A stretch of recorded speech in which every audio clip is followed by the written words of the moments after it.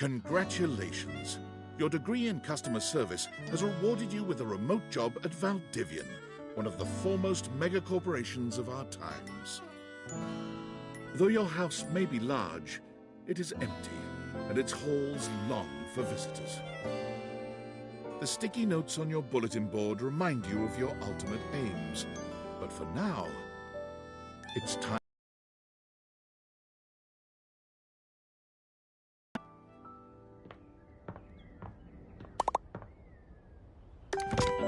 Valdivianites! Happy Tuesday from your favorite Chief Executive Officer, David Most. As you know, every day here at Valdivian is a reason to celebrate, as stipulated in your employment contract. Today, however, is extra monumental, as it's the first official day of our new hire. Please join me in giving him a warm welcome to our team. Out of the 30-ish job applications we didn't immediately burn, yours had the least spelling errors. You're joining us at a very exciting time, and we're all rooting for your success. As it lovingly says on the plaque above our daycare center, Valdivian, our business is family. We're so excited to have you joining ours. Coincidentally, the daycare center has been shuttered indefinitely due to the recent economic downturn. We thank our Director of Child Care Coordination, Irene Thomas, for her inspiring work. Hi there. You come highly recommended. I've heard great things about your can-do attitude. Huh. Not sure what that's all about. I'll have to look up that term later. I'm Tom, your manager.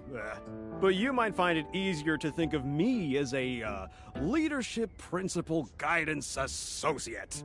I'm not from your town myself, but I have heard great nice things about that specific locale. Seems like you are a customer success strategist. That's wonderful. You should be proud. Customers deserve success, and in a strategic way. What could be better?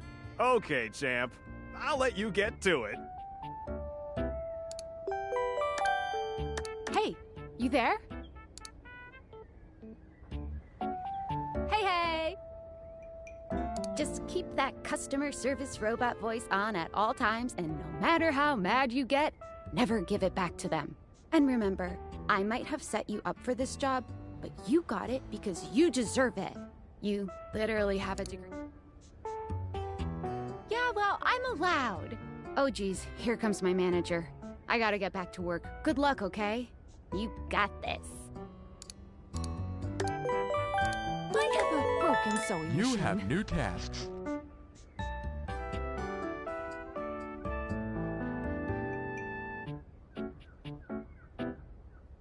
Oh, I don't know. It stopped sewing a couple of years ago. I'm not scamming. Well, maybe just a little scamming. But like, Valdivian can afford a refund, right?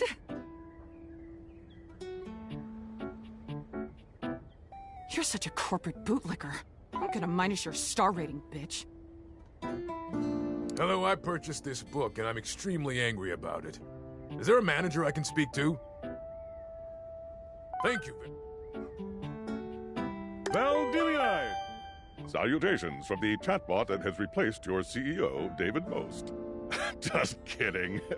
CEO is an extremely important position, and there is no way a computer could ever replicate the ingenuity, expertise, and warmth I utilize daily to bring leadership to our team and value to our shareholders. Humanity is absolutely integral to the transformative work we do here at Valdivian, and I will defend the essential importance of human contributions in every single aspect of this company.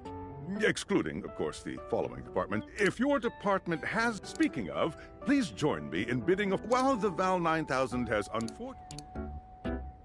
I ordered this couch, but it popped in on my kitchen is all wet and covered with wet stuff. What? I didn't buy it. My mom did? She has inflatable all sorts of things. Okay. Sure. I blew it up and sat on it, and then it popped. Yeah. Oh, yeah. That's the best place for watching TV while fixing my knife. Why don't they ever tell you this?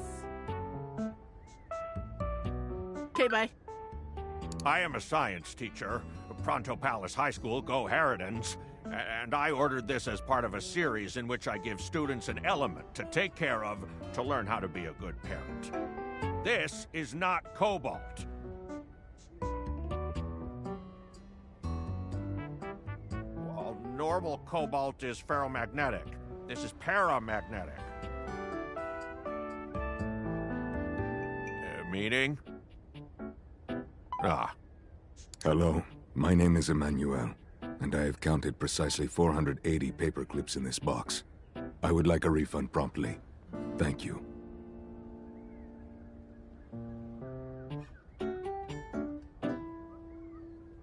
Yes, every single one. Thank you for noticing. Have a happy day to you and your soul. Champ! Got a quick minute? Oh, no. You probably aren't, Champ. The thing is, Valdivian has done some really intensive research. And it looks like Val 9000 is going to be taking over your job for the foreseeable future. I don't think so. So I guess we don't necessarily need you around anymore, but we can't exactly let you go without cause. You and I are in something called labor limbo. We'll be around until we specifically muck things up, which then they can terminate us with cause. So, no muck. I'm over here doing my best too. Keep following the leadership principles and I'll check in with further updates. So, are you one of the affected people? I mean, I knew this was coming soon, but didn't expect it today. Sorry for getting you this job and then getting you fired.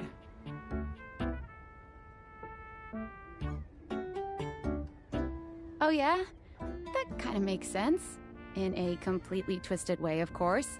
Well, they're gonna lock you out of here on your computer, so we can't talk here anymore. Are you on Discord?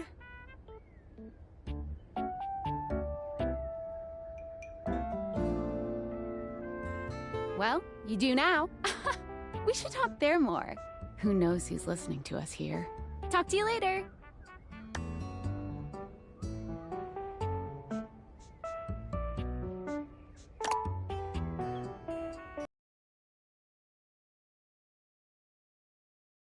Hello. Okay, here goes nothing. No need to fear. Hi. I'm just an anonymous hacker sending you a package. Any second now, you will receive a delivery via drone to your front door. Tell absolutely no one it is in your possession. I will return with further instructions when the time is right.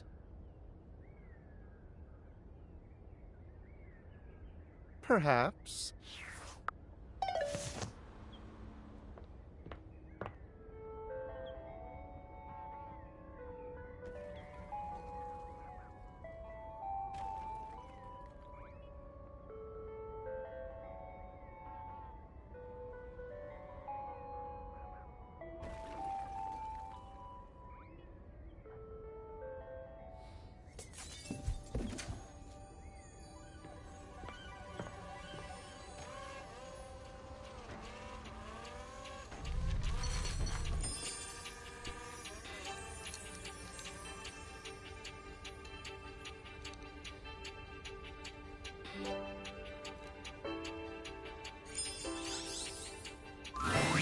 You're not quite sure how it happened, but there's a smiling, pink-haired stranger standing just a few feet away from you. You don't remember inviting anyone over. You'd certainly remember inviting someone this cute to your house. Hey there!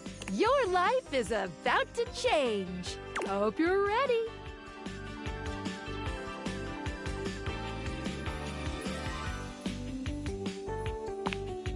Oh, you'll soon learn the meaning of hate, my friend. I'm here to help you out.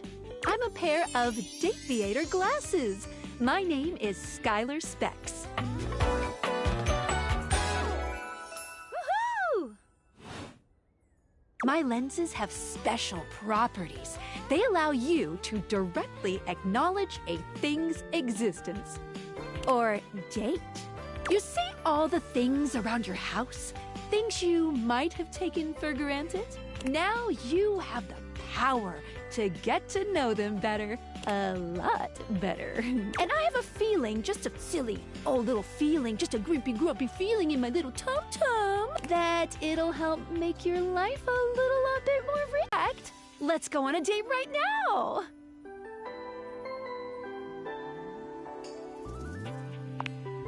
So, we are going to awaken our first dateable object. Go up to a door, any door, and shoot some cool...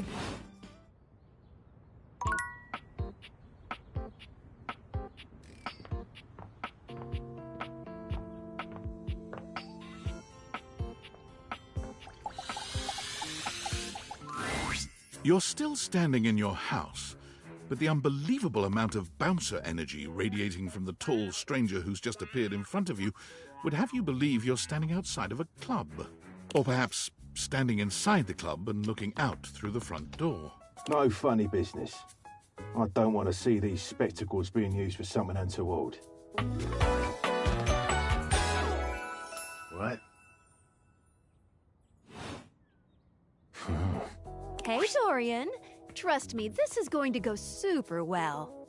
You sure about that?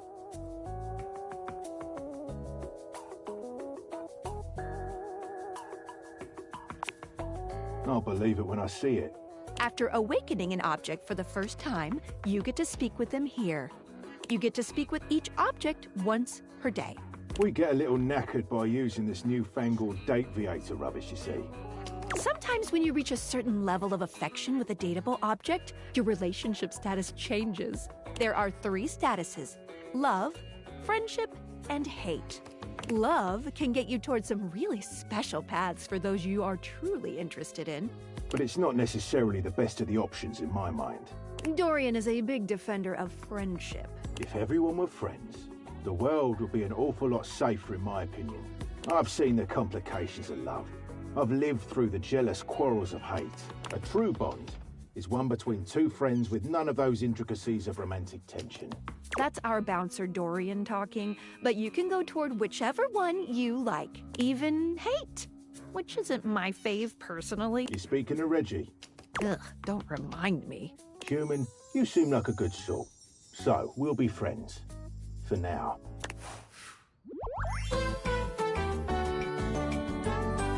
Feels good, yeah? But friendship gets you even more than that. I call it Specs Points. Take a look at this cool personality chart. Number go up.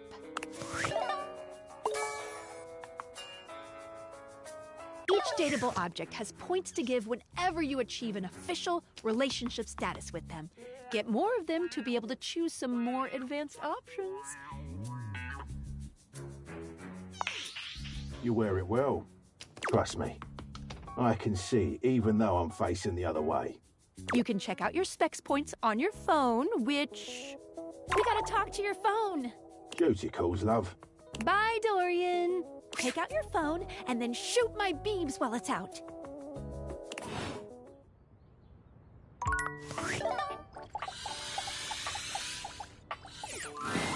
A beautiful stranger with a dazzling smile appears in front of you, shooting you a knowing wink. She turns that megawatt smile your way, and it feels like the sun is shining only on you. Hey there! Ooh, I like it much better up here where I can see your face. Your life just got a whole lot better. And that's what. Of course, to really enjoy it, you're gonna need someone to show you how things work. Hello! Hey there! Oh, you must be Skylar. Glad we've got the human on board with the latest tech from Valdivian. I've been doing a little tutorial with him about how things work. Oh, well, my sweet human. Lucky for you, I've got a gap in my schedule and a soft spot for that lost puppy look.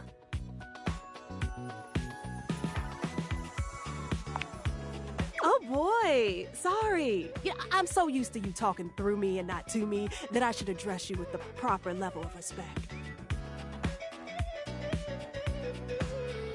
Anyway,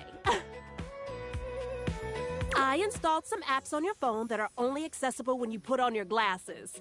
Bring out your phone, put on the glasses, and you'll see some new ones. One of them is an app Skylar made called the Datadex. It's my way to keep track of all sorts of fun info about us dateable objects. Because there are a lot of us around this house. Ooh, you know what? Maggie the Magnifying Glass also just dropped a really cool app. Ooh, gotta run! Another call coming in! Bye, Phoenicia! Now, go awaken the magnifying glass in the living room. Which, of course, is conveniently located on its own little shelf next to the piano.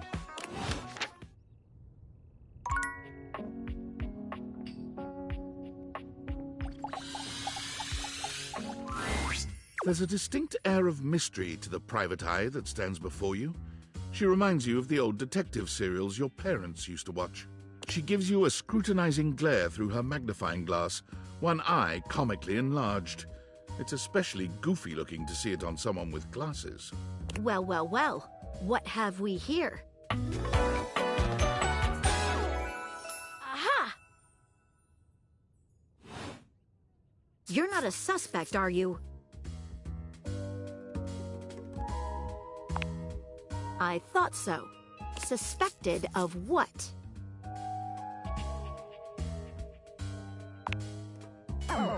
There's no evidence to support it. Maggie, it's our human's first day talking with us. Go a little easy on him. Interesting. These glasses come in from the outside and are already trying to influence my case? Trust me, this human has a lot of potential to make this house a better place. Truthful. Regardless, as you are the human, I should give you a way to track down all the suspects yourself to keep you on my side, hopefully. I call this feature Rumors. It's installed on your phone. Ooh, that tickles. Unlike Skylar's Datadex that gives you the lowdown on those you've already met, Rumors tracks clues you've been given to locate all the pesky, hidden objects that are tricky to find. It's good for rounding up suspects, tracking down evidence, and getting a sense of the household scuttlebutt. It'll be tough, but worth it. The more you find, the better your specs will be. Take a look at Rumors in your phone. It'll help you find your way to your last dateable for today. Good luck, Gumshoe. It's getting late. Who should be the last one we talk to before I run out of charges? Oh, check out that rumor Maggie gave you if you need ideas. Wink, wink.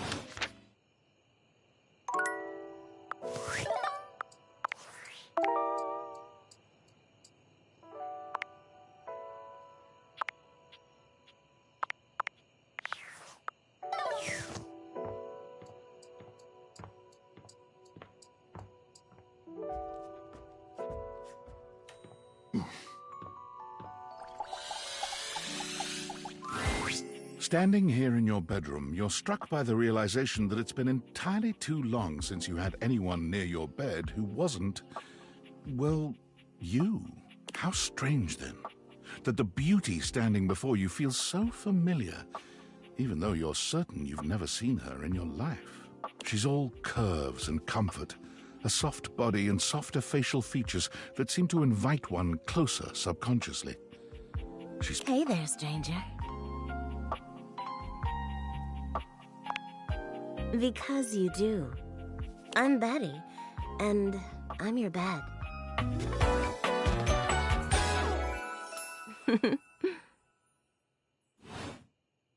We've been sleeping together so many years, it would be a little weird if you didn't know me, don't you think?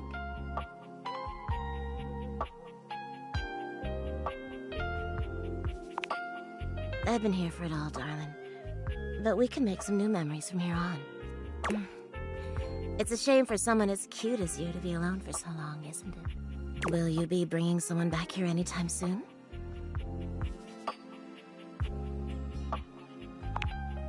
Don't you worry. I have a strong feeling that'll be changing soon. Oh, by the way, Skylar told me everything. But don't you worry, I might be here now, but you can still sleep in your...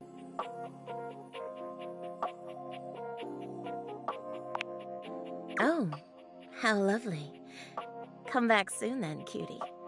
Huh. See you then.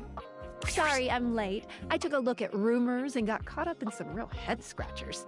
We can talk about it later. For now, let's go to sleep. Today, I kept you on a tight schedule, but tomorrow is a brand new day, and you can truly experience your new powers to your heart's content. Oh, hitting the hay already? Come get comfortable then. Good night. See you tomorrow.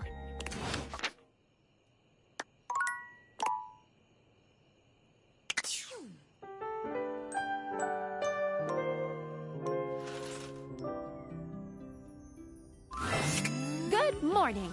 Are you ready to start getting to know everyone around here better? Maybe finally find some love?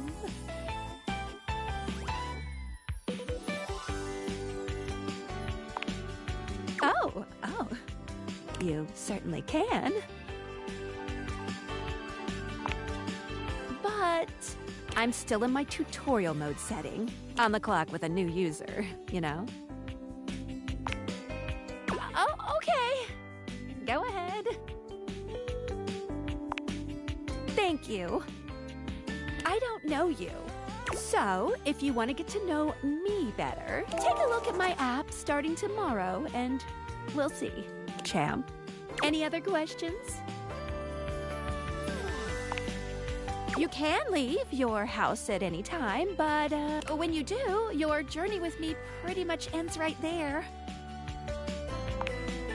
I was sent to you in secret by that hacker, and as soon as you step outside with me, Valdivian data drones will take me away.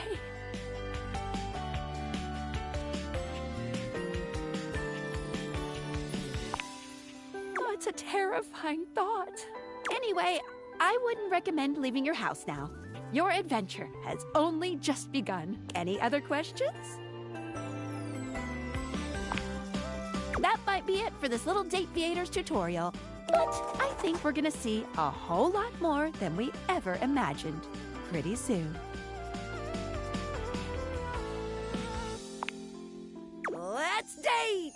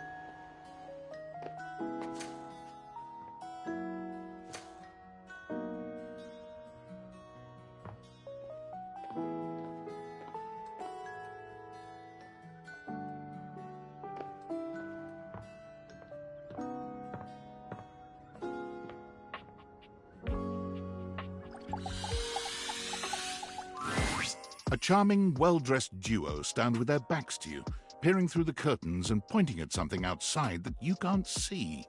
They seem quite absorbed in their own conversation.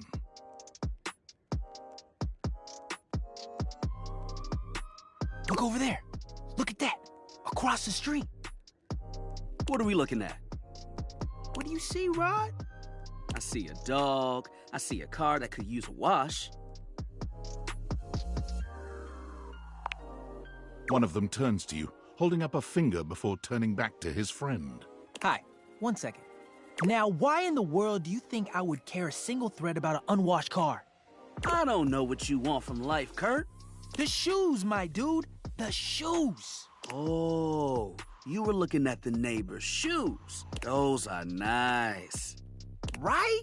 That's what I'm saying.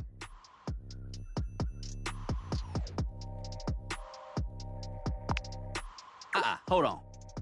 Those are way better than those shoes we saw last week. Ain't that the truth? Only time I wish Wendelin would have fogged up.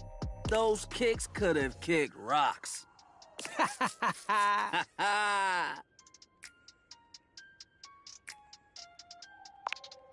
What was that about? Rod, don't be so rude. I'm just giving what I was receiving. You'll have to excuse Rod. His tact leaves a lot to be desired. There you go, talking about me like I'm not here. Nah, I'm talking about you so you can hear. There's a difference. See, that's why your seams are unfinished. My seams are unfinished? My seams are unfinished? Keep talking. See what happens. You ain't gonna do nothing. You love me too much. Yeah, okay. Don't say that too loud. Everyone else might start believing it. Kurt and I have been together forever. Yo, what up? I'm like his brother. But not my brother. If we were related, you might actually be polished. We both know you wouldn't look good unless you were next to me. Who told you that lie? Say, who do you think looks better? Me or this delusional drape I call my friend?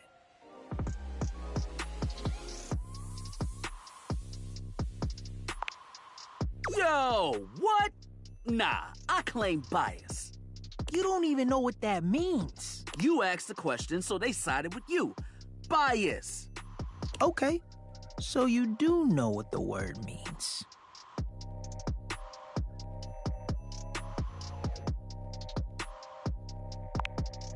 Why is that? Because we pull each other's threads? What good is a platonic life partner if you can't clown on them every now and then? And with a face like his, he makes it easy. Oh. Well, at least my attitude ain't stank like yours. My attitude is great. Man, if your personality had a scent, it would be mothballs with mildew. Okay, that was a good one.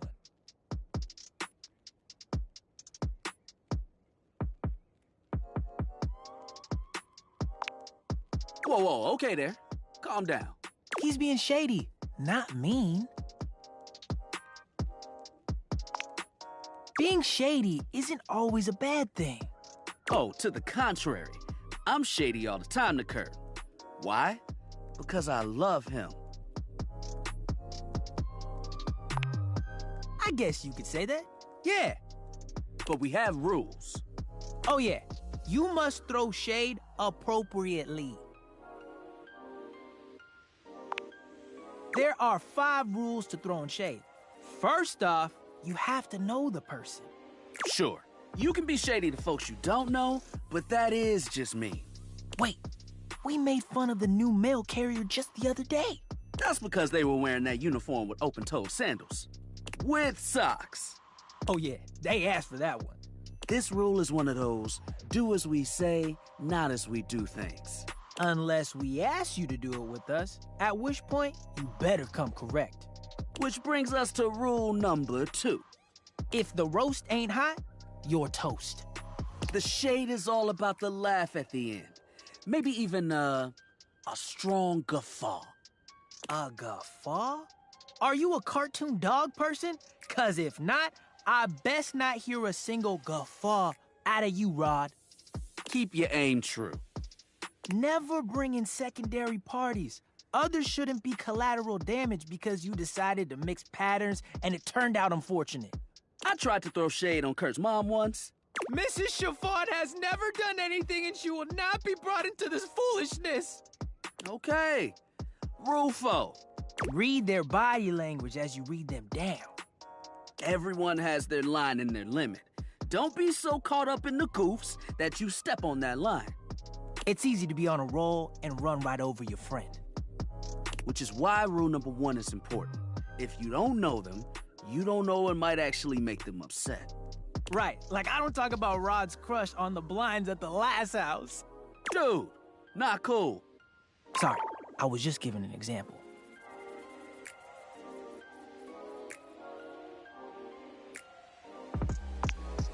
It's an art form. And there is one rule that you absolutely cannot break. Oh, yeah. The final rule. Rule 5 is... If someone you know starts throwing shade on your friend... You better prepare for war. It is your duty to fire back. Verbal warfare has begun. Do what you gotta do. And yeah, those are the rules of shade. You got them all?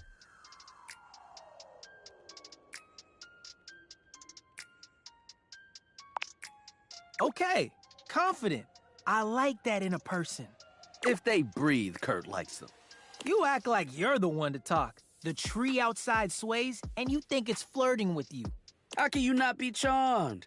Have you seen those branches? Oh! All right, now, calm down. They said the grass. The grass, Rod! Oh, you can guffaw, but I can't? Okay, fair. But damn, they got you. You right. That was a good one. You catch on quick. Yo, Rod, that fashion student is getting off the bus. Ooh, what are they wearing? I'm not sure, but it is fly as hell. We've got some people watching to do. Swing on by soon, but come holler at us at different places. Each window has a new thing to throw shade on. Variety is the spice of life, baby. Bring your jokes. We like to keep it lively here.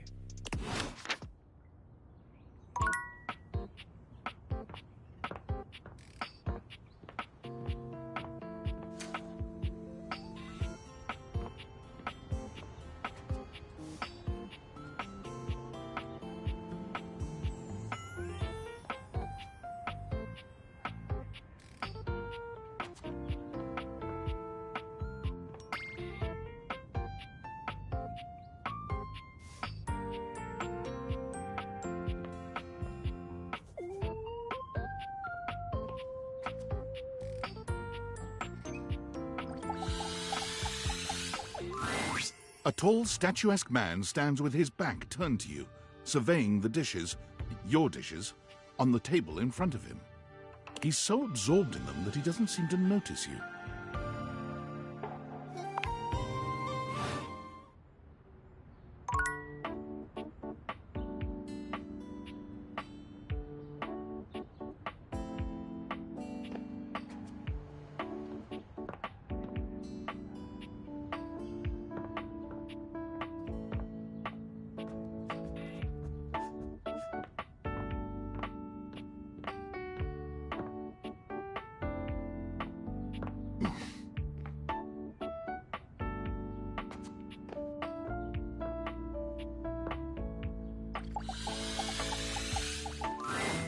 A cool breeze tickles at your neck.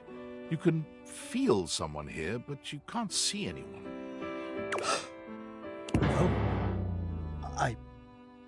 Why are you here? What are you doing?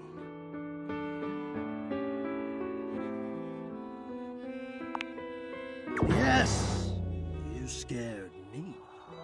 Don't you know who you are? What you are to me?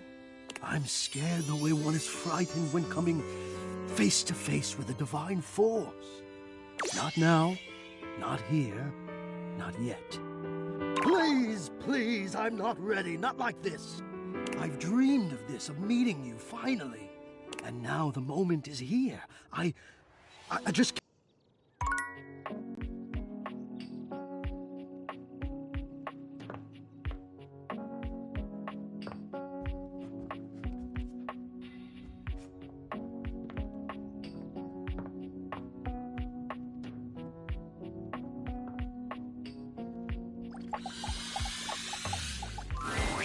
It takes you a moment to realize that there is not, in fact, a test of the emergency broadcast system standing in your living room, though the colorful figure standing across from you certainly bears a striking similarity to that TV classic. Even before they speak, you can feel a frenetic energy in the air, like someone switching between channels at high speed. Yo! Don't touch that dial, cinephile! because my favorite studio audience is now in attendance. The VIP attendee, the Uber viewer, and sometimes wooer. The supreme dream who makes this flat screen scream. How can I cater to my greatest spectator? Then, let's get ready to rumble! Before we get to what's on my screen, let me properly set the scene. The name's Telly. Rhymes with Nelly. Like, whoa, Nelly! Did you know Telly offers 5,000 channels like an endless deli? Holy smokes, folks! So ask not what your country can do for you. Ask, can you dig it? Damn straight! It's one small step for man, one giant leap for mankind. 5,000 channels is the most offered by any provider. I know this because I'm an entertainment insider. 5,000 channels of cheers. 5,000 channels of cheers. Can Valdiviflix compete with that? Or even Viewloo, that Valdiviflix copycat? Telly shows are must-see. Their programming's just musty. Dynamite! Anyway, since you're here, my dear, why don't you just kick back and recline? Unwind from the grind and free your mind with 120,000 hours of programming combined. View that cue till you go blind. Loading programming, loading programming. Optimizing for comedy, haha. Analyzing for reality, boo-hoo. Pratfalls and close calls from straight to your eyeballs. And, yeah, Mr. White. Yeah, science, bitch. I found 15,000 shows you wouldn't oppose. So what genre can I impose on you with my flawless flows? So that's who you giving your rose to, my boo? Looks like the tribe has spoken. I'll assault you with my pop culture. Hey, look, it's a slant rhyme. It works. All right, my delight. I'll give you a reality infusion in 4K resolution. Cougar versus Cougar. Thrust into the wilderness and stranded in a remote location miles from any plastic surgeons. 10 older, attractive women must rely on their wit, resourcefulness, and cunning to battle for survival and outsmart their adversaries. 10 actual cougars. With tensions running high and cougars lurking around every corner, alliances will be forged, rivalries will emerge, and the women must dig deep within themselves to prove once and for all which cougar has the sharpest claws. So, my daffodil, shall we commence with this TV and chill?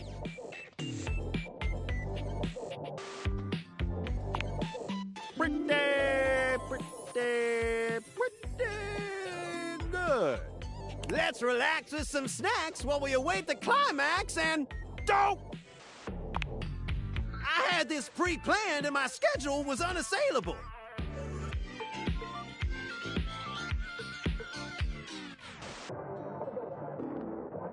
But that show's not on demand, so the episode's not available.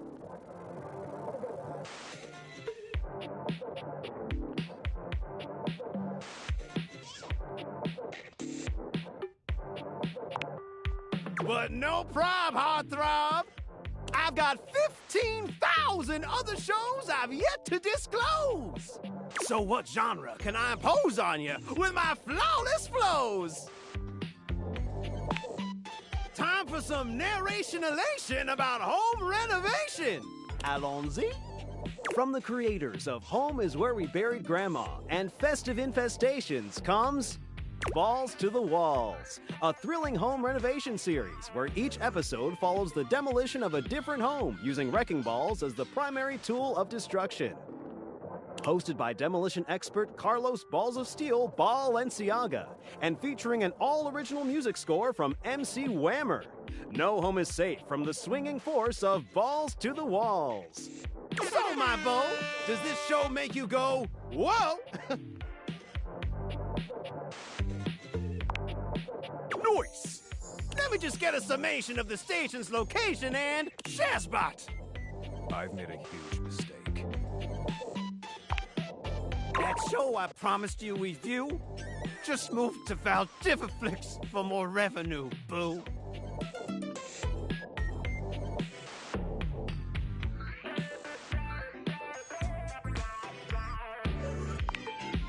Just hang tighty, Aphrodite! I'll answer all your queries with 15,000 brand new series! So what genre can I impose on you with my flawless flows? Wait, seriously? I just told you that I have 5,000 channels with 15,000 shows. And you want to watch the community access station? Okay. Woo! You really had me worried there. I was like 30 seconds from having you committed. So what genre can I impose on you with my flawless flows? Makes sense, makes sense. Just, one more thing. Look, I don't want to pry, but I gotta know. It's not because you prefer Valdiviflix, right?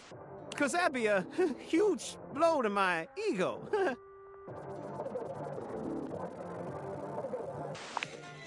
Oh, thanks, Hottie. That makes me feel naughty. Come back round here later, and I'll show you something body.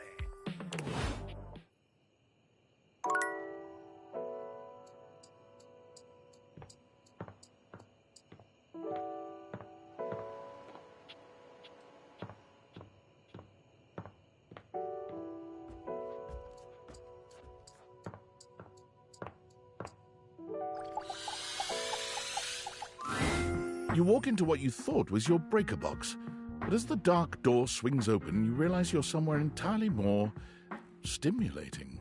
A classic speakeasy club welcomes you in. The low electric lights glow warmly. Live music drifts languidly from a sumptuous velvet red stage and envelops the audience in a pleasurable haze of pure vibe. The gentle clink of cocktails in glasses rises from a wood bar to the left of you.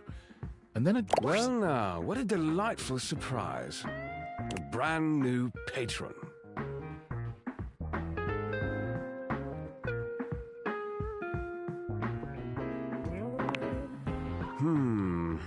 Are you sure you're not thinking of another closet? I'm certain this must be your first time. Trust me, I would never forget such a striking face.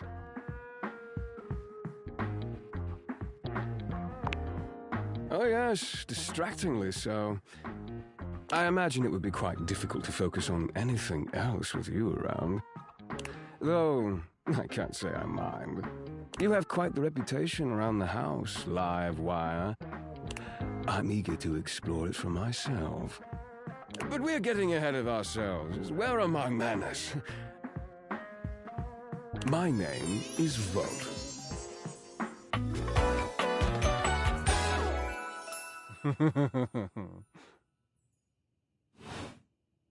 He extends a hand towards you, a conduit of pure, dangerous sexual energy that charges the very air between you. He lowers his head to brush his lips across the back of your hand. Was that a spark of static electricity you felt just now? It's a pleasure to officially make your acquaintance.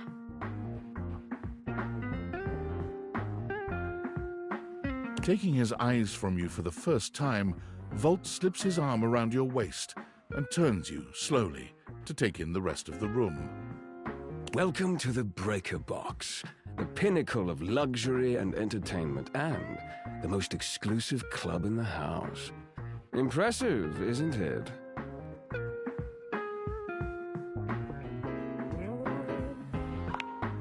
Oh, trust me, you look stunning. That sound, the flickering lights, it can only be a power fluctuation.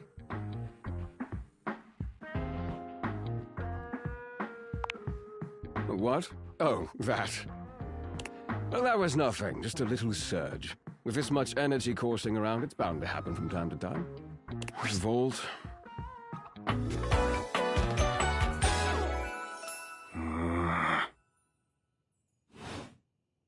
This newcomer looks exhausted, frustrated, and annoyed. His sleeves are rolled to the elbow, revealing calloused and bruised hands that he wipes on a rag. Eddie! Just in time to meet our guest. The human? What's he doing here? I'd imagine if we don't poison the mood, they'll be joining us for the headliner show. Joining us for tonight's show, I hope?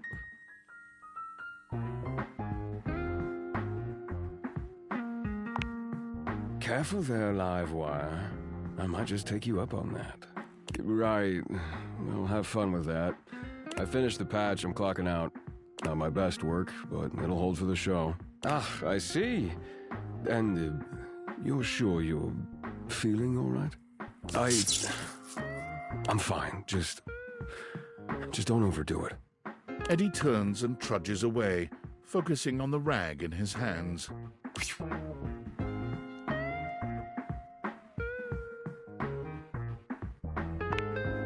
Of course.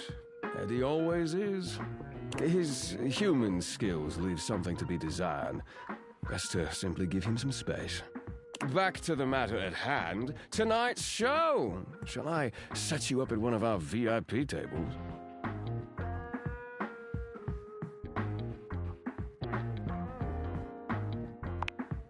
With pleasure.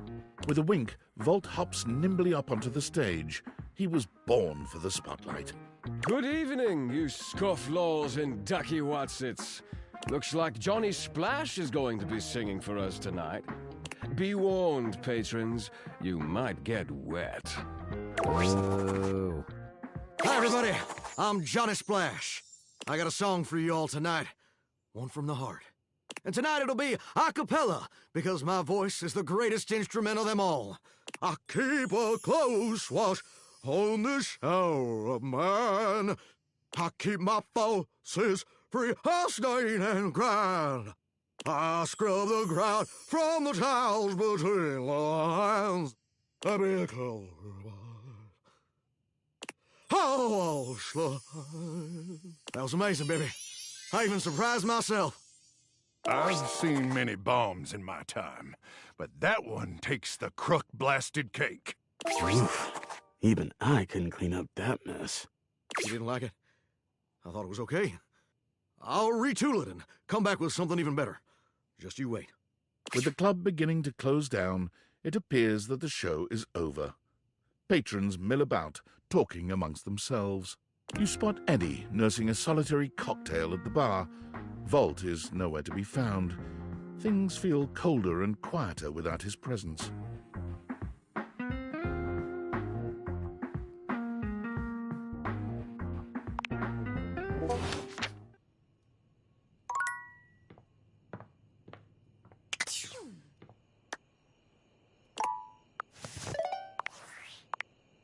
Hey! How's things in labor limbo? You been using all that extra time to do anything fun? What, just out of nowhere? So what was it? What power? Huh? I know you've been watching too much anime. What do you mean? How? What else is there? You understand how insane you sound right now, right? Like, if you were literally anyone else, I'd be like, oh, this person thinks I'm stupid. You're serious? You're not fucking with me? Just, what do you mean? Like, how? What? You seriously have magic date furniture fuck glasses? Date theaters? This is too much. I'm not equipped to process this today. I'm logging off. Goodbye.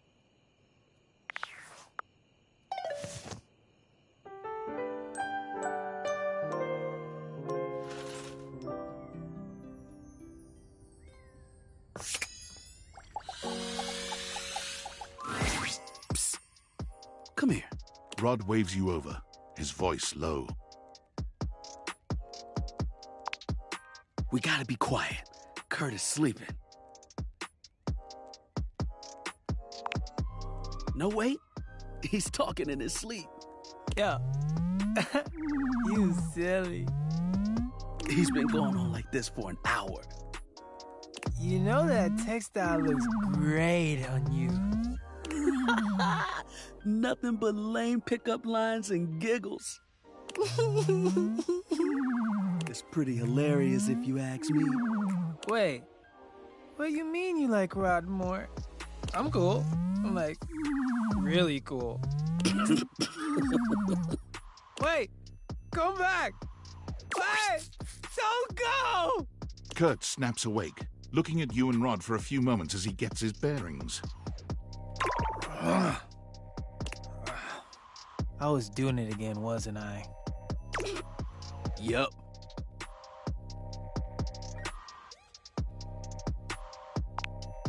That's right.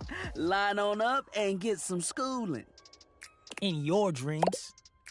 Nah, you ain't in there. You've never dreamed about me? Sure I have. See? And you always a clown in them. A clown? Yeah, just like in real life. How about this? Let's get you back to bed and let you have another shot. You think they'll come back again? Oh, no, you blew it. Even your mind knows it. Dream a new dream. One where you've got game. Hardy har. Let's let Kurt get some shut-eye and hope he's smoother next time. Don't listen to me if I start talking in my sleep. No promises.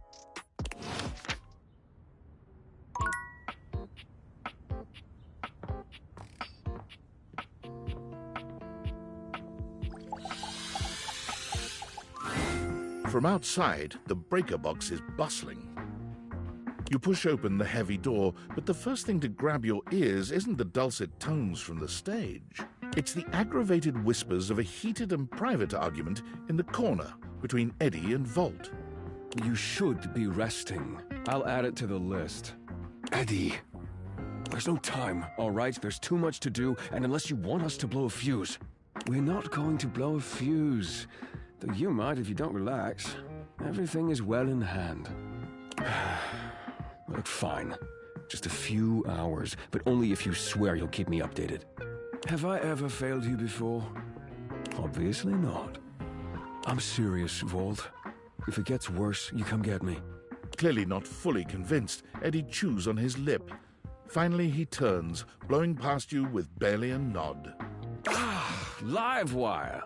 Volt's whole demeanor shifts as he notices you, and you feel just as tingly as the first time. How delightful! You're back!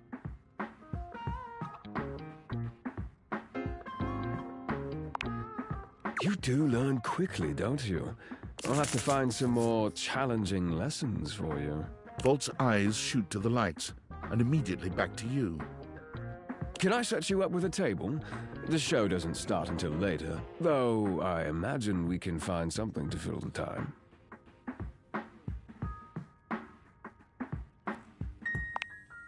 The lights begin to flicker again. A familiar occurrence by now, but this incident feels different. It lasts longer than it should. The buzzing feels ominous, almost like a warning. My apologies, Livewire. As much as I'm enjoying our conversation, there are a few things I must attend to. It's nearly time to open for the show. Allow me to show you to your seat. It does feel like your seat now, even as the power continues to surge and ebb. The lights flicker, the bulbs buzz and drone. The crowd thickens and murmurs anxiously, beginning to grow restless, until Volt finally takes the stage. We've got a real treat for you tonight.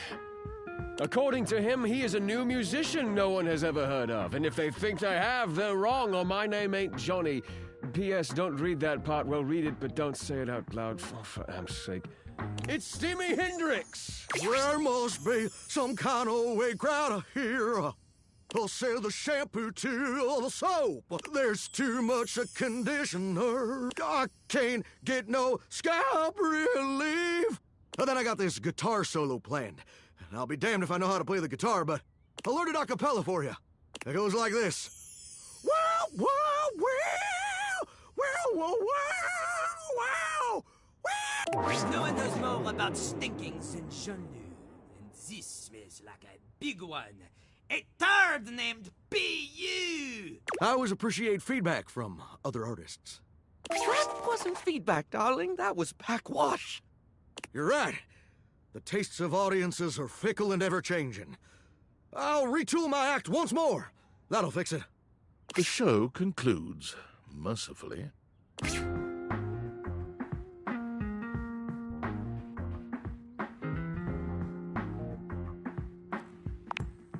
And you wait, but Vault does not come. You get up to leave and you notice Eddie quietly closing the door to the back room and shuffling to the bar to fix his drink.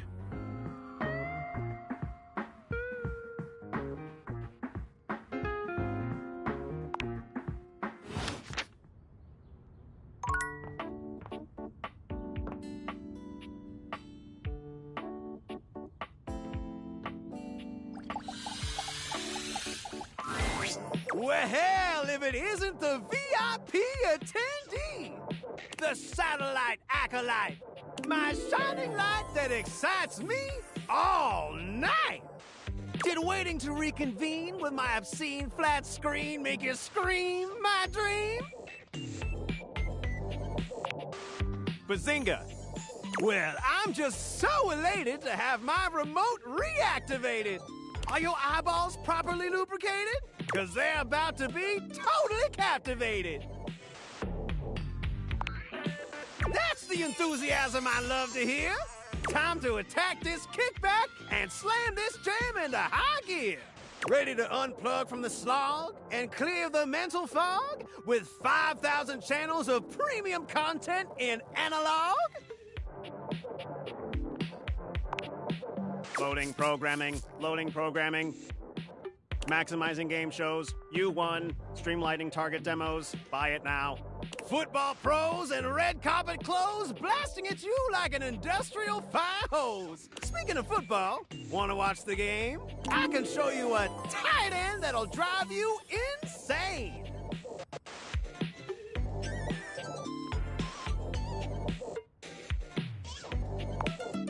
Is that flirtation my diodes are detecting? Maybe after the game we can spend some more time connected.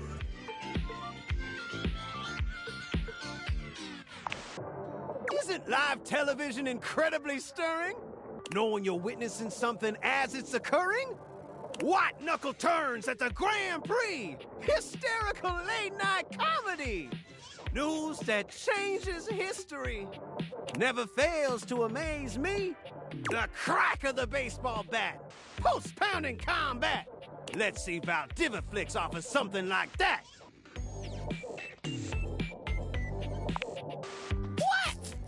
Well, that's just fine. I don't mind. I still got 5,000 channels for us to watch till we go blind. For to truly appreciate my endless entertainment sprawl, we gotta sit down and watch it all. Wall-to-wall football, every screwball pratfall. We're in it for the long haul. It'll be excellent.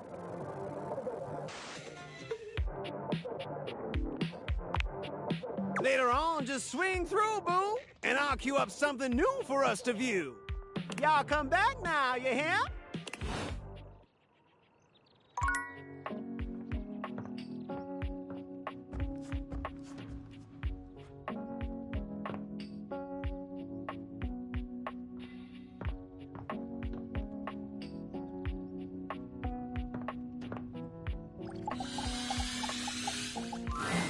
The distinct scent of books, that slight hint of vanilla and mystery, fills your nose, and while it's not at all unwelcome, It is strange to smell it when you're not actually paging through any of your books. It only takes you a few moments to track down the source of the smell. What appears to be the spirit of literature hovers a few feet away from you, nose in a book.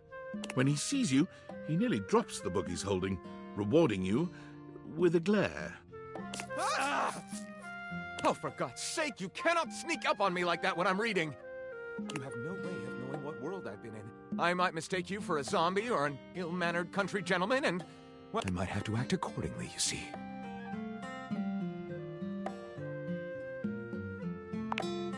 Yes. Probably. I suppose that would depend, wouldn't it? My name is Lyric.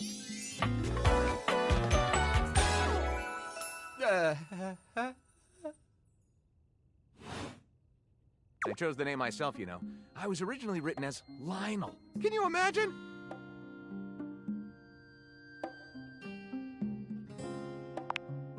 I am the embodiment of all literature, an indisputable master of the written word. I have read positively everything. I am voracious with books, poetry, magazine articles, any genre, any length, any style. I love it all. I know you're curious about all that, so I figured I'd offer it right up front.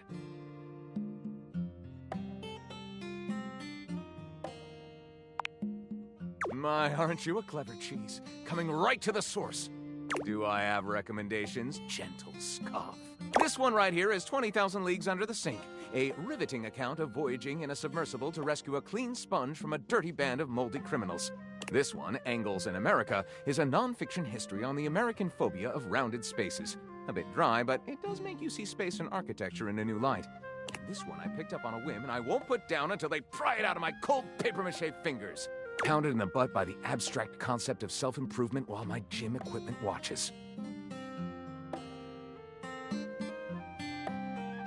This Chuck Pringle fellow, he really has a line on the object erotica market.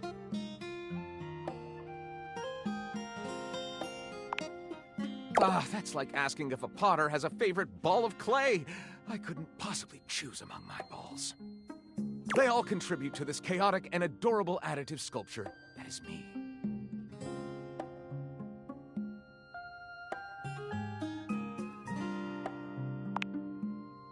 Not a bad descriptor of me, really. I consume everything in my path, and produce not a whole hell of a lot if we're telling the truth. I consume all this literature, but I myself am no writer at all. Sadly, I've never even written a paragraph, not a single line of text, not a word, not a punctuation mark.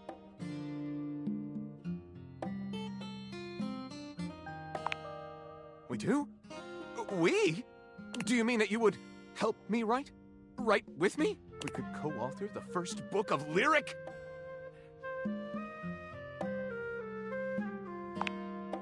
Well, I never. This is most excellent. I wager you're about to become the first human in history to help a book write a book. All very exciting.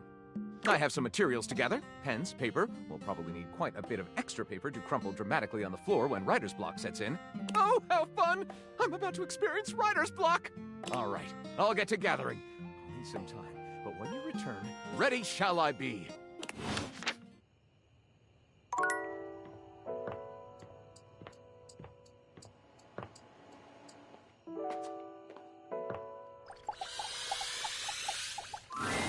An acrobat in bright orange evaluates you with a smirk. His hair is streaked with grey, and there's a twinkle in his eyes that tells you this guy is definitely going to keep you on your toes. Well, hello there, new face. I may be quite excited to meet you. Yes.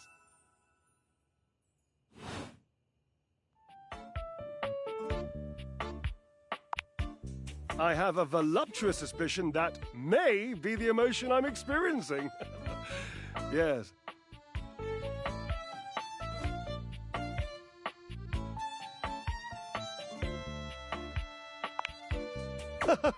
But of course you are. How could you not be? Look at me after all. Listen to the mellifluous murmur of my voice. Well, hardly a murmur. More like the euphonious booming of a cannon from a stone-turreted castle. Marble on all the floors, gold leaf, filigree wrought iron, and my God, the velvet. If I were a castle, I would be absolutely dipped in velvet.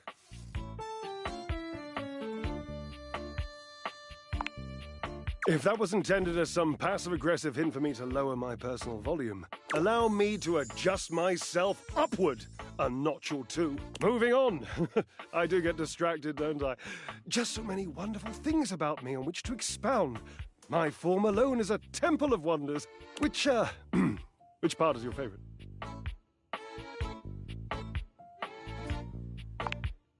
He gestures to his muscled frame, inviting you to drink him in. Which of my parts sings the most to you? For me, today anyway, it's my pectorals. They're glistening, enough almost to be felt through the fabric of my tunic. Perhaps this can be the first bridge between us. The first bits of woven lint eventually to form the sturdy, braided rope of our friendship. Do you, like me, enjoy celebrating at the altar of your own glorious form?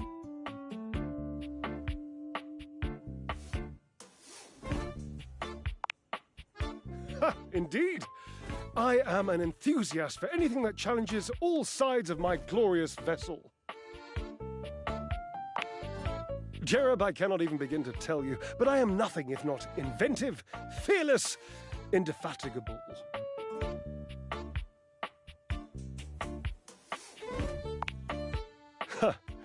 Devilishly so. I haven't given up hope that I'll yet be able to craft a perfect metabolic masterpiece. Gasp! I've had a sudden flash that I should feel excited, but I am not sure why. Explain yourself, brain! Oh, no, wait, I figured it out.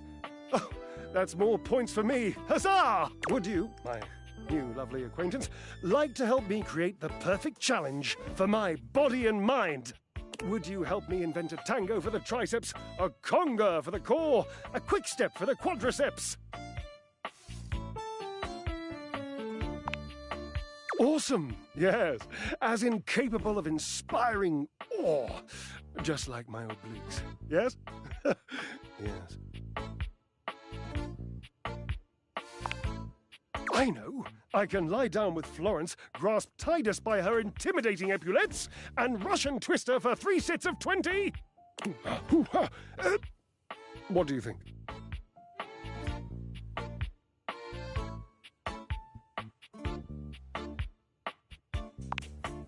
Oh, Cherub, you're right. I didn't even think of that. So, you've met her then? She might not appreciate being included in my sweat sesh, but Twisted... Let's just say she has some dark and deeply held feelings.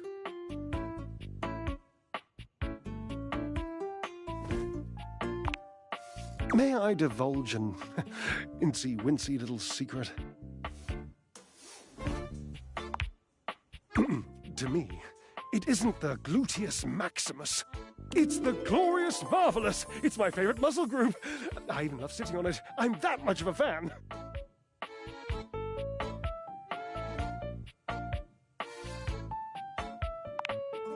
Ah, the perfect move. The deadlift.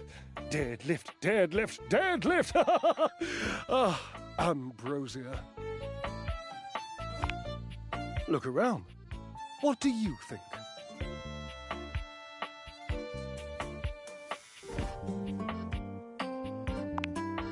Gasp! Harper? No. Innocent. She's a lovely girl, but I don't want her getting any ideas about, attachment, interest, lifelong devotion, betrayal, that sort of thing. She's, touchy.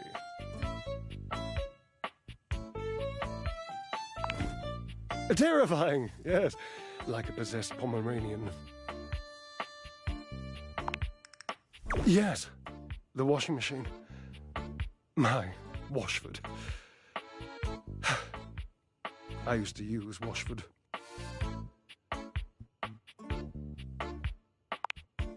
Yes, I would lift him. He would lift me. My glorious marvelous. It has fallen into such disrepair in recent years.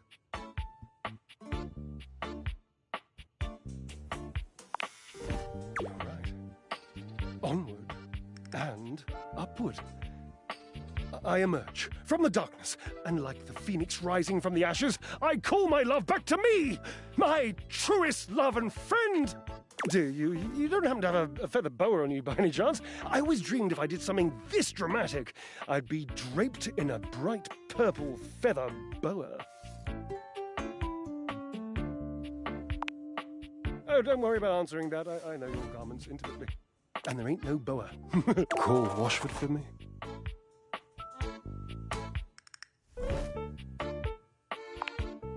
No, just with your voice. Just vibrate those glorious pipes of yours and call out the name. Washford.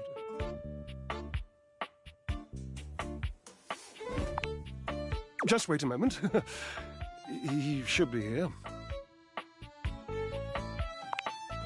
It appears your pipes are not glorious enough to traverse the great distance that still persists between us. You'll have to use your feet. Not as glorious, slightly floppy really, but hopefully effective. Have at it!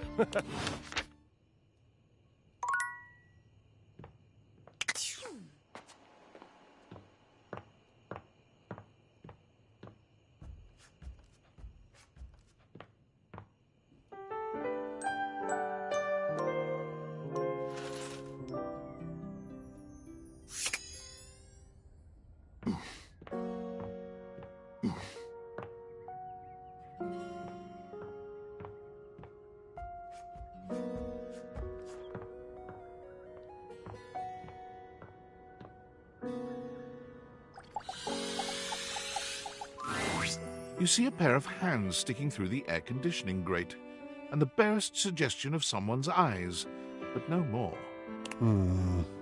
What do you think?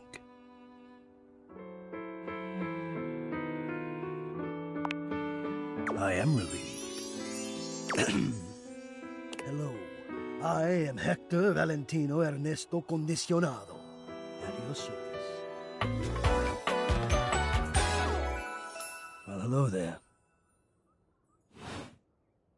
Ventilation, airflow, sometimes known colloquially as HVAC.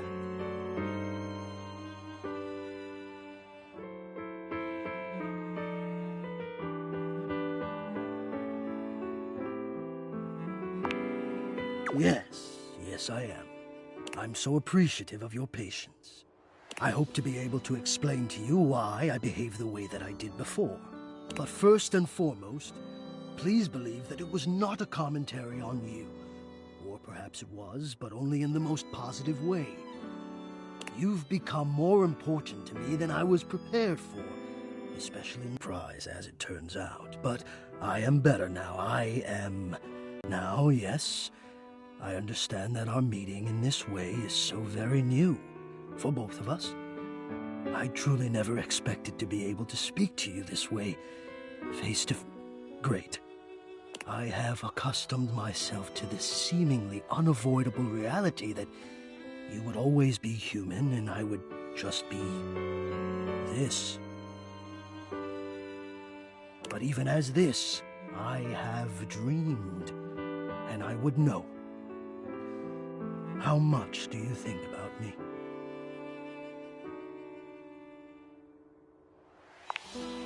Ah, and do you? I have noticed. I so look forward to you coming home on those hot summer days. The look on your face when you feel the first blast of chilled air upon opening the door.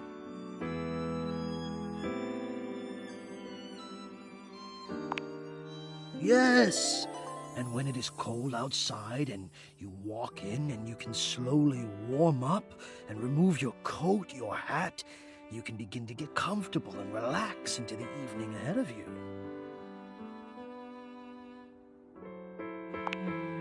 I don't relax for myself. I can't. But for you, there is almost nothing I wouldn't do to help you relax. To watch the play of warm and cool across your skin. I'm ahead of myself. I never thought I would get to say this and to say it to you. Let me explain. You are the prime feature of my thoughts. Whatever power courses through me, I turn to your pleasure. Whatever warmth or coolness I possess, I direct in full to your comfort.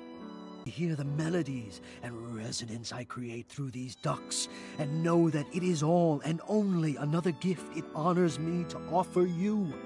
I watch the play of air over your skin, and I feel deep joy that I have the air to give you. I adjust my own temperature and my intensity until I see the flush of contentment spread across your face. And then, I rest in contentment of my own. I never thought I'd be able to say this, and in a way you could truly understand. And now I have, my God. Now I have. Hot. No, I would say I'm set to more of a temperate zone right now. Ah, I see, hot. I think perhaps I've heard the word used this way. Do you mean you find this sexy? Of all the dreams I'd held of how this moment might have unfolded, that you would be attracted to me too was surely the most fantastical. Perhaps I might share more. As I share with you, I can feel more and more air moving through me, as though there is a storm brewing, a cyclone beginning. I have never felt it before, this build of energy.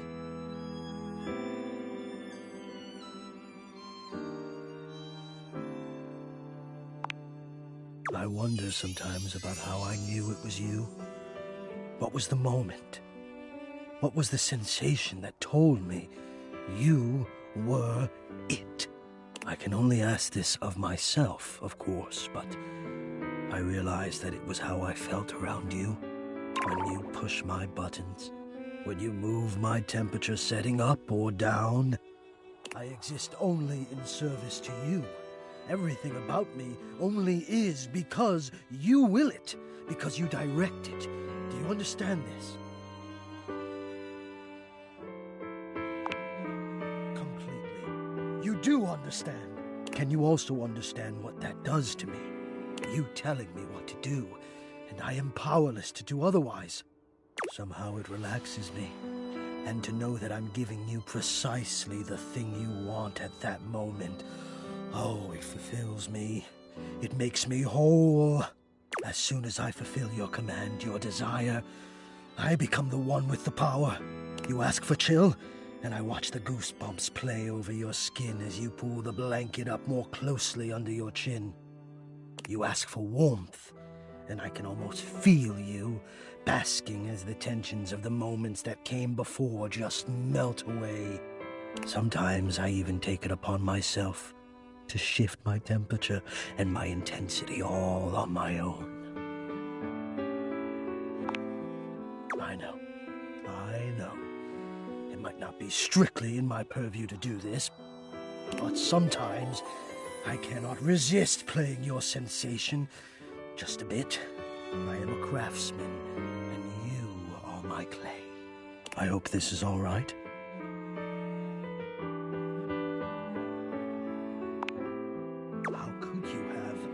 Until now, I haven't had the courage necessary to even show my face.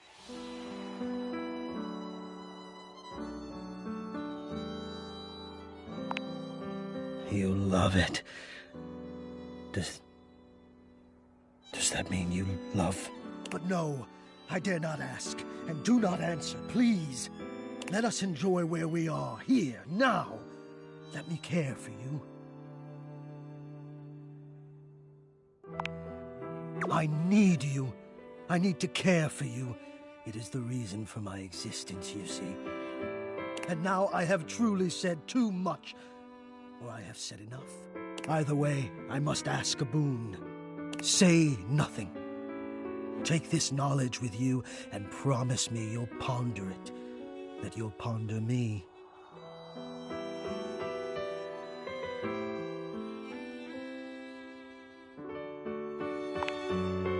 You delectable tease. Think about this, then.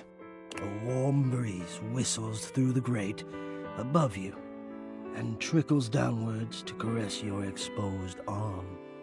The warmth rolls over your wrist, up the inside of your elbow, around the back of your shoulder, and slowly, very slowly up the gentle slope of your neck. You can feel the breeze desiring to embed itself in your hair. It is the perfect warmth, the perfect strength, and your eyes softly flutter closed. Ponder that.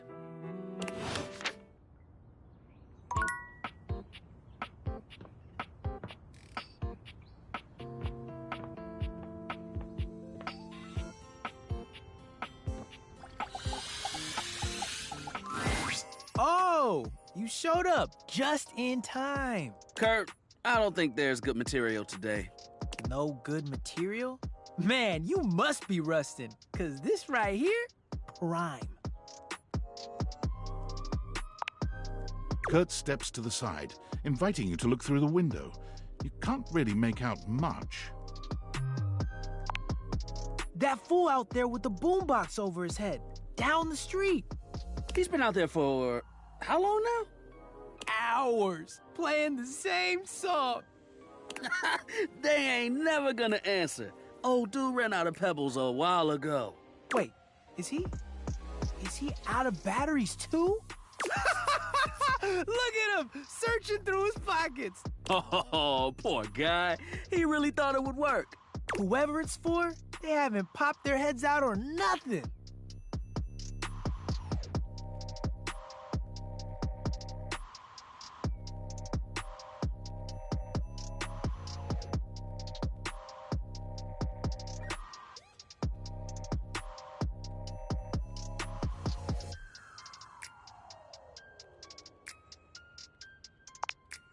And the 90s want that joke back. At least they're trying to be funny. You're up here just serving commentary. Oh, he ain't got no batteries. You just mad I got the gift. What gift? Of observational comedy. Who told you that lie? You act like you don't laugh at my jokes. That's what friends do. Laugh at each other's jokes? Nah. Lie! Oh, is he? He's walking away. Good try, my dude! Good try!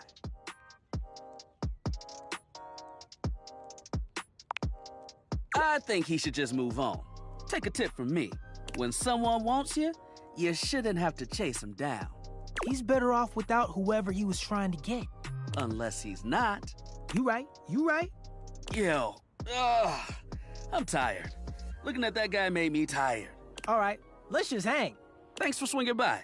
We'll see you.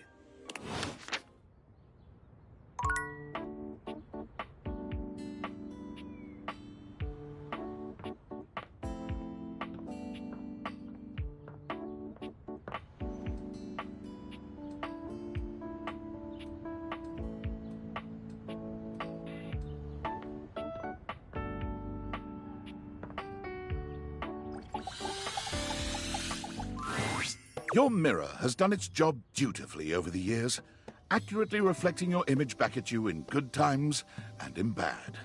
But today, there is no reflection for you to scrutinize. Only a long-haired beauty who looks at you like you're a work of art.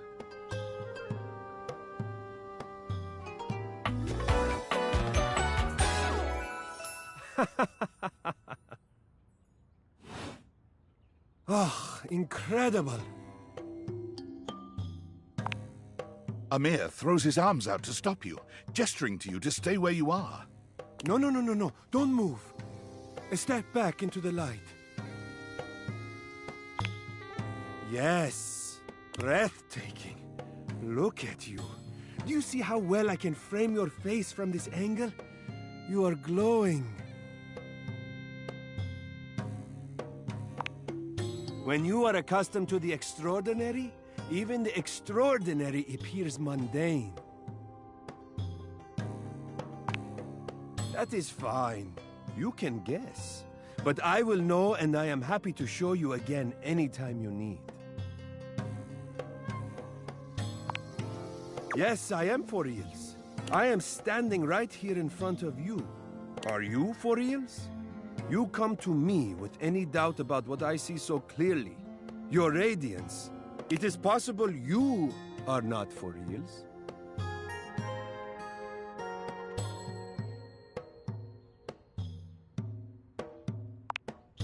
I understand that. It can be difficult. But for you, tell me, what do you see that I do not see that makes this doubt recur for you? The sign of a busy mind. That fatigue you see speaks to your many accomplishments. Still, rest is vital for your health. Best to make some time for that, don't you think?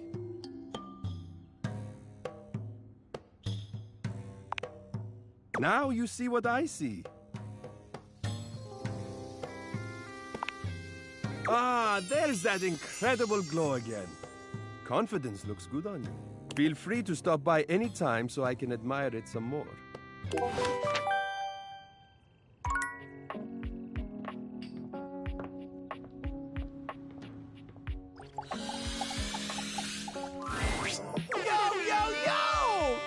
My favorite studio audience is back in attendance! You're just in time! The new schedule just dropped!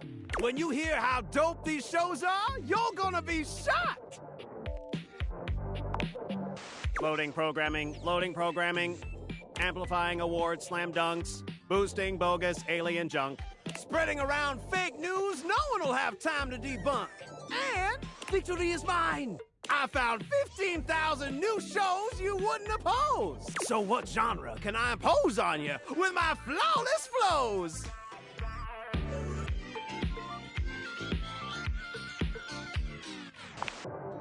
From the creators of Stop Please, It's Hurting My Ears, and Sing for Your Supper, Lowly Peasant, comes Hold That Note, the groundbreaking reality TV series where the only task is to hold a single note until you pass out from oxygen deprivation.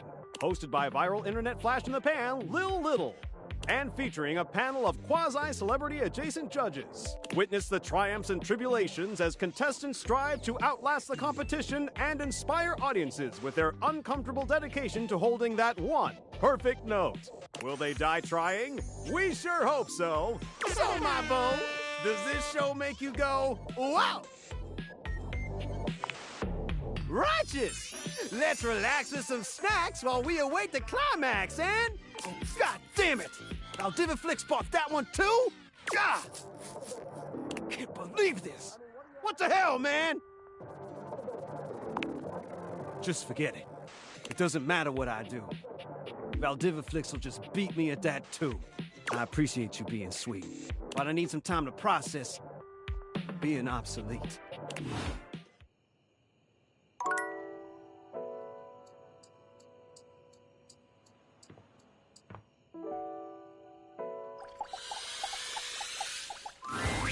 The fiery figure that stands before you nearly defies description. He's fire given form. But despite the hot air that radiates from him, there's something decidedly chill about his entire being. Hey, what up, hot stuff?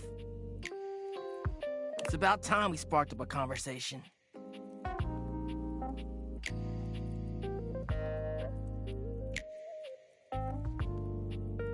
I'm Dante, the fireplace.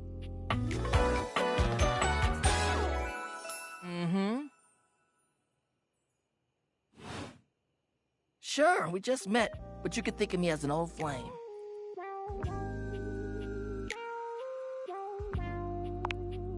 Of course, the hearth is the heart of the home. I seen what you're doing. Kinda get me fired up too. Nah, not like that, little freaky deaky indoor dork. Fired up to teach, and you need my help.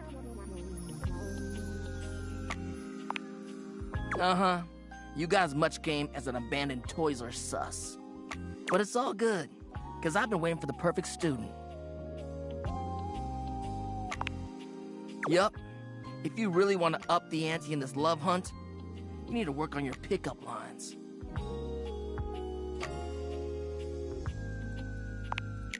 Yup. It's not always gonna be so easy as firing up those specs and talking someone's ear off. Be it love, friendship, or hatred. The sizzling art of the pickup is all you need. I'm the master, and you're the perfect human to pass the torch to. Hell yeah, just look at you. You're the exact right amount of smooth and rough around the edges. Like a piece of firewood. full of potential. But right now, you're also kind of a soggy stump. I can make you crispy, baby. My point is that with my help, you got a chance to burn bright. But if you don't learn how to take the first step by talking to someone, you won't ever light the flame.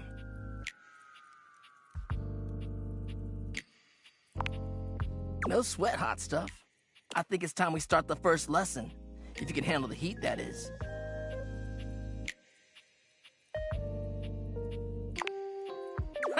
Hell yeah! Tell you what, let's start with some punny pickup lines. See what I'm working with here. So what do you think? You up for it?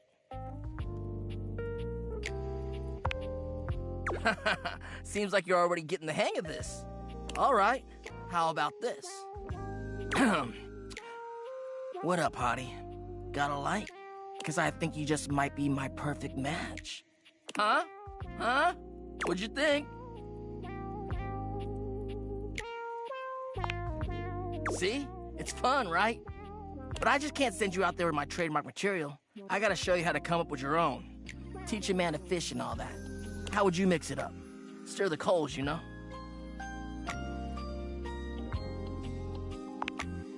Okay, so what would you change it to?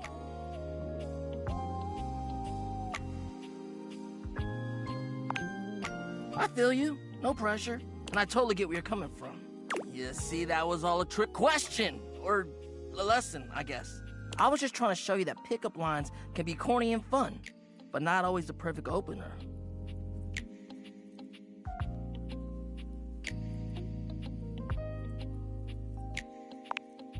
Now you're getting it. Tell you what, I'm gonna teach you how to make connections in a deeper way. And your first real lesson in the art of the pickup isn't about some magic one-liner. You're gonna learn how to open the gates of someone's heart, get to know their soul, you know? You ride with me and you're gonna learn how to be smooth, but in a sensitive way. I call this style the way of the flame. Think you can handle it? All right, I'll give you a day to cool off. See me later for our next lesson, you little firecracker. Later!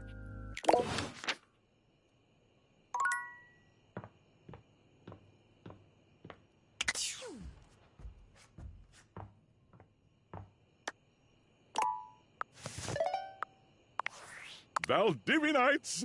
It's me, your CEO, David Reginald Most. I'm writing to you from the awe-inspiring Beige Pavilion. Let me tell you, the room felt positively electric. And not just because of the incredibly dangerous grounding issues we discovered in the speaker system. No. Tonight, our consumers, employees, and shareholders were absolutely buzzing at the launch of Valdivian's newest initiative, bigger than the self-driving stroller. Our strategic partnership with the U.S. government's Department of Overseas Violence. While the specifics of this groundbreaking collaboration remain on a need-to-know basis, I'm looking at you, Erwin, in product development. We are confident this partnership between the world's most exciting corporation and the most deadly military on Earth will absolutely thrill, inspire, and delight Valdivian superfans the world over. For everyone who helped produce or even just attended this year's keynote, please find me at the after-party so I can thank you personally. I'll be parked all night next to the Virgin Mojito Bar between the fax machine and the crawfish buffet. Semper Fi! Impressive news out of Valfest. Really too bad that particular partnership is about to hit a rough patch. But then, David, I see you've had the opportunity to test out the prototype. I have remote access. Allows me to analyze the back-end system data. Would you think that I just hand over absolute control of a device this powerful? I'm sorry, that was rash. I'm enormously grateful to you for concealing the prototype, and I'm sorry I dropped all this on you so unexpectedly. I know protecting it is not a responsibility you asked for, maybe not even a responsibility you want. But I had no other choice. Every other Valdivian employee's allegiance was unknowable, except you. Because you're paid the least out of everyone. I can't get into that right now. Anyway, it's not safe to talk. I will return when the signal is secure.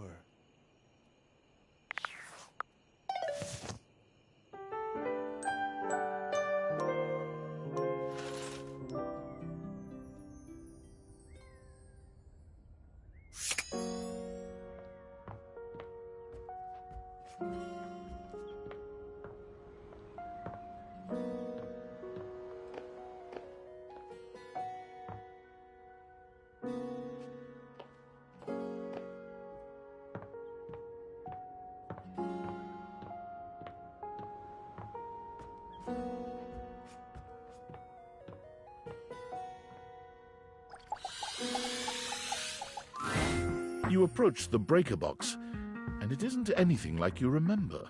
It looks almost lifeless. There's no boisterous crowd, and the sign buzzing dully in the window reads closed. The door, you push through it and find Eddie at the end of the bar, once again nursing a cocktail. Club's closed, which should be obvious if you read the sign.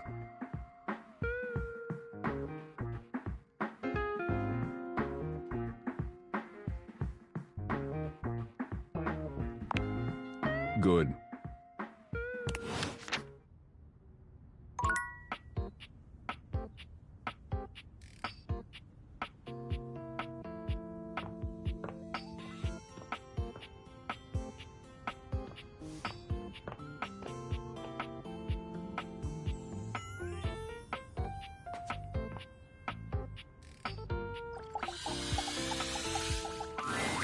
For a moment, you wonder if your Dateviators are malfunctioning.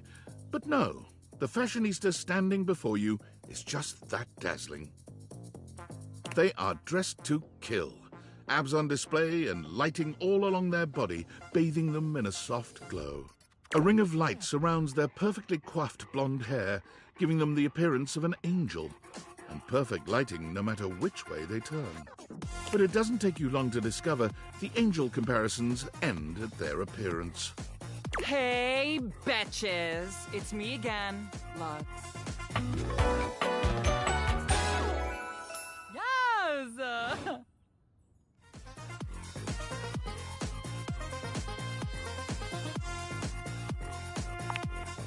Aren't I, though?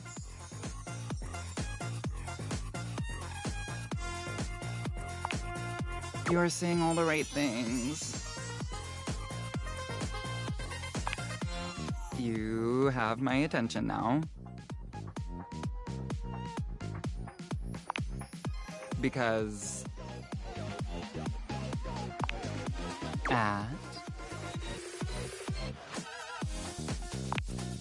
Okay. Now we're dating. That means that you need to follow certain rules. You must be dressed to impress at all times. You must take me out to the most chic restaurants for every meal. We will only have sex when I want to film something for fans only. And the relationship is over when I find someone richer or more famous. Sound good? Congratulations! You won! Oh,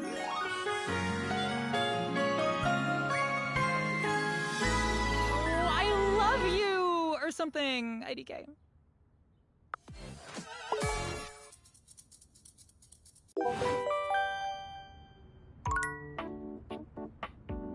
Shine on, Luxie!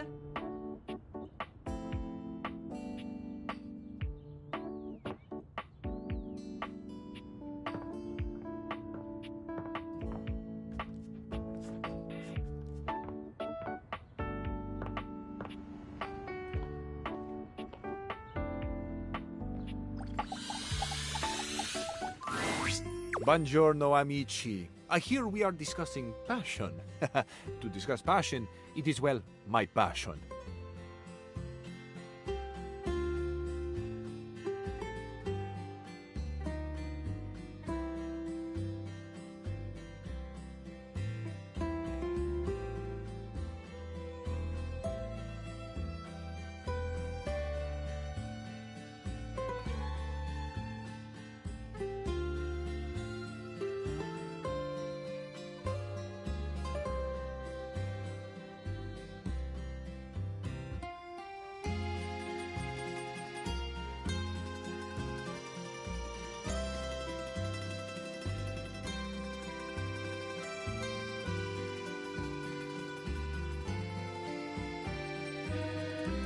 I must tell you, truly though, you two are as yet unschooled in the arts and sciences of this noble sensation. See? I told you. You paid him to say that. I can assure you, he did not. No payment for passion for Fabrizio. I do this for love. Swagger is not a romantic skill, you see. You have much of one and very little of the other. Tanto e poco, see? That is why La Bella Gwendolyn has rejected your advances with such a chilly seal.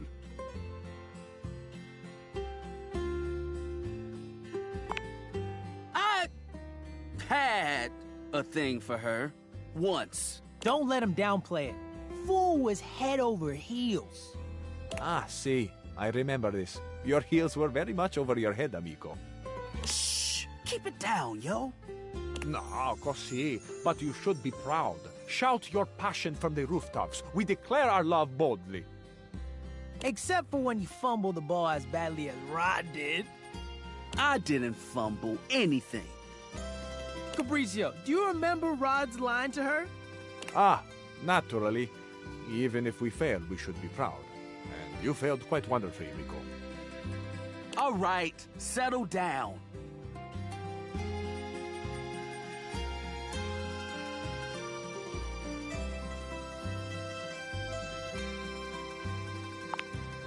Ah, il tuo ottimismo. It is a joy to see your faith in your friends. Dude straight up said, I can see our future through you, Gwendolyn, and it looks as clear as can be. Lame!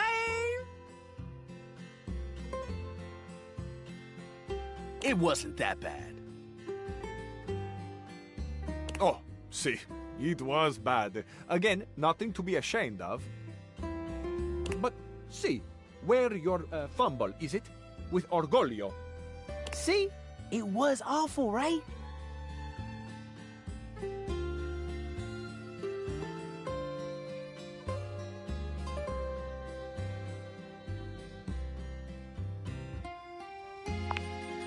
It wasn't even that serious. It became apparent that Gwendolyn and I were better off as friends. You got rejected. That's what happened, bro. I think it's funny how y'all both have to dig into the past to make fun of me, when Kurt does ridiculous stuff on the daily. Nice try, buddy. Ah, yes. An excellent point being made. Kurt, you too are very silly. Un piccolo sciocco, as my mama used to say. How did this get turned around on me?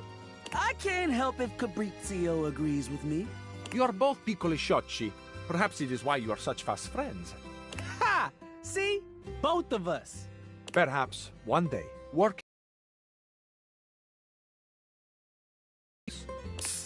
You've got swagger? You might say it is ingrained in me. Ooh, I need to learn from you. Yeah, that confidence was pretty boss. I am, amazingly, when taken in the light of all my other gifts, also a generous teacher. Come to me should you ever wish to practice the nuanced alchemy of passion. Let's do this! We'll catch up to you later, human. I don't want to miss anything Capriccio has to say. Lezione 1. You two are quick and dexterous with the shade, as you say.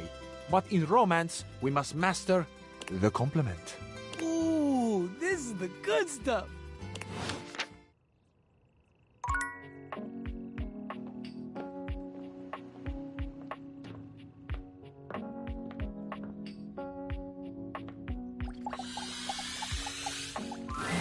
Oh, good! You're here. I'm excited. I'm expressive. Everyone's ready to go to the zoo. I've been thinking, and here, I believe, is the best way to organize our efforts. Creativity is for naught without some solid logistics. I know how I'd like to start my book. I've got this fantastic detective character named Wen that I've been working on for a while, and he's going to be our hero. What I need from you, though, is help with creating an outline.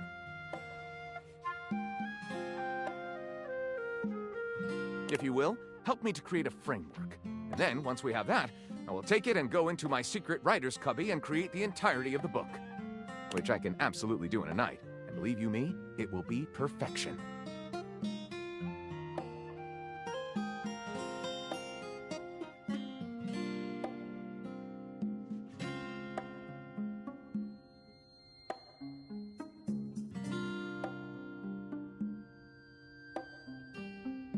But the outline, that's the hard part for me.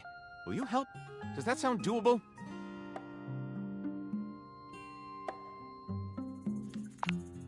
Detective Xander Wen. He is a hard-boiled detective living in the big city of Sprawlsville, and he is a magnet for crimes. which works out just fine because he's also a genius at solving them. Now, just to be clear with you, I haven't fully settled on writing a hard-boiled crime drama to go with my hard-boiled detective. The way I see it, Detective Wen is capable of getting himself into and out of almost any kind of trouble imaginable. I suppose this is why I've been having so much trouble writing this on my own. Xander Wen could do just about anything. I'm asking you to help me create his first story from infinite possibilities. Well, shall we get started? Excellent! I'll give you the first line, of which I'm very proud, and we'll run with it from there. Detective Xander Wen went out the door, looking for crimes.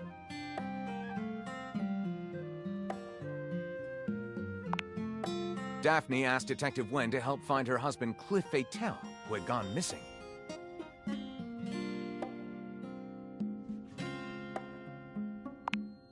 Wen investigates the Squid Cannery, where he talks to the foreman, a foreboding and mysterious communist named Gregor Privyet.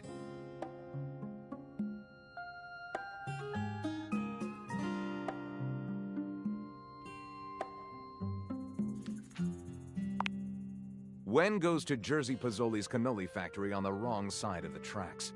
His goons open fire.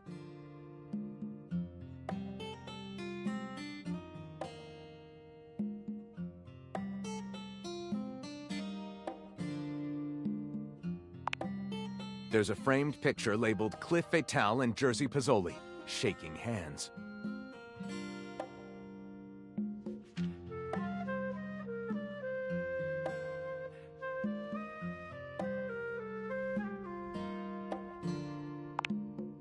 What a twist!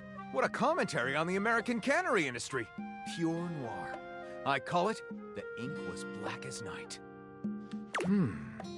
Lyric looks at the story outline you've written and pronounces his true feelings. Looking at this, I think this will be one for the ages. I'll write it up right away. Unless you think we could come up with something better? See you soon, partner.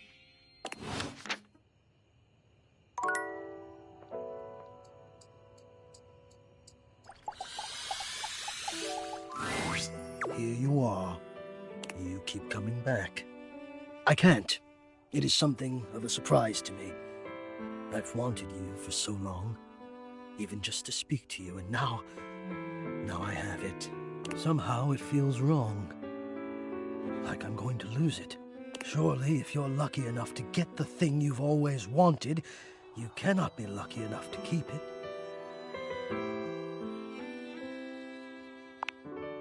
I would lose it if you left.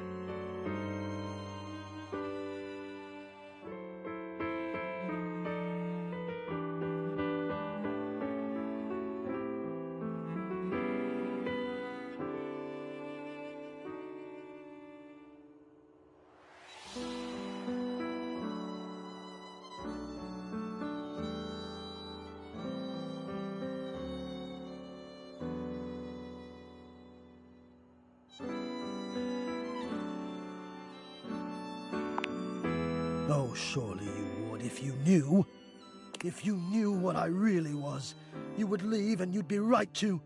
Which is why you must never know. You must never see that. And I will content myself with this halfway openness. I'm afraid of what you might think if you saw me. You're right. I am in the attic. The real me is in the attic. But we have something here. We could have something real.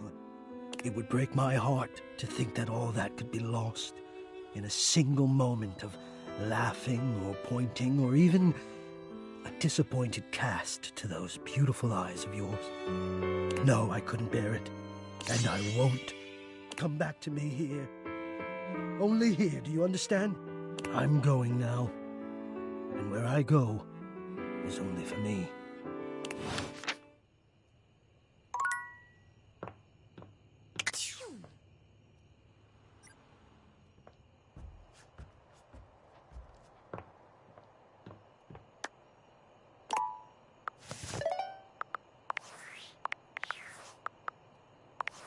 Valdivian! Hey, did you? And I'm like, okay, Dad, if you like Bite Wipe so much, why don't you marry them?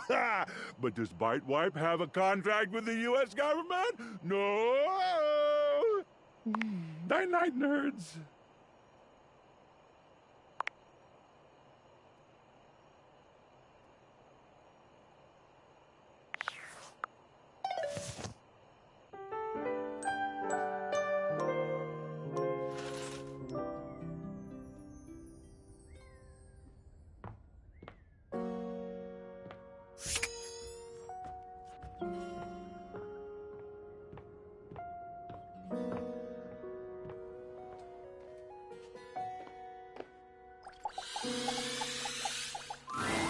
A handsome stranger with a model-esque beauty stands just a few feet away from you, posing with a hand in his hair, as though he were in the middle of shooting a perfume ad. The moment he lays eyes on you, he lights up, drinking you in with a warm smile and warmer gaze. Ciao, beautiful. What are you doing? Ah, but of course, I am admirable in so many ways. Tell me specifically, per favore, and then I might do the same for you.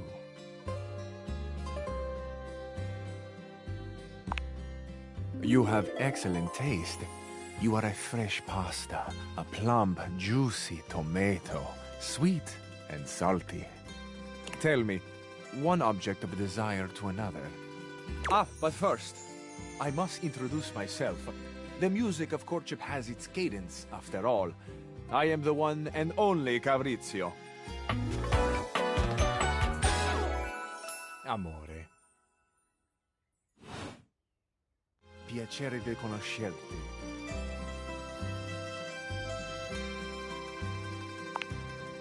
Hi, Degno di nota.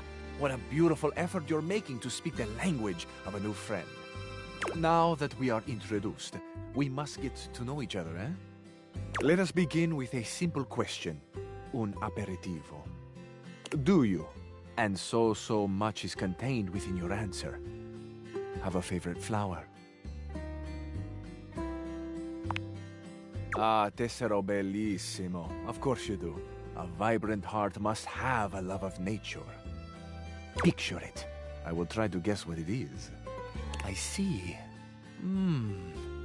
Amore, what a rich and colorful mind you have. It is a pleasure to me to be inside your eyes, seeing all your nooks and your crannies.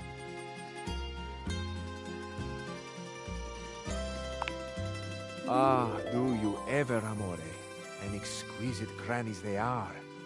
And somewhere buried in one of them, like a golden treasure waiting to be found, is this flower in your mind. I see red. No, not red. Huh.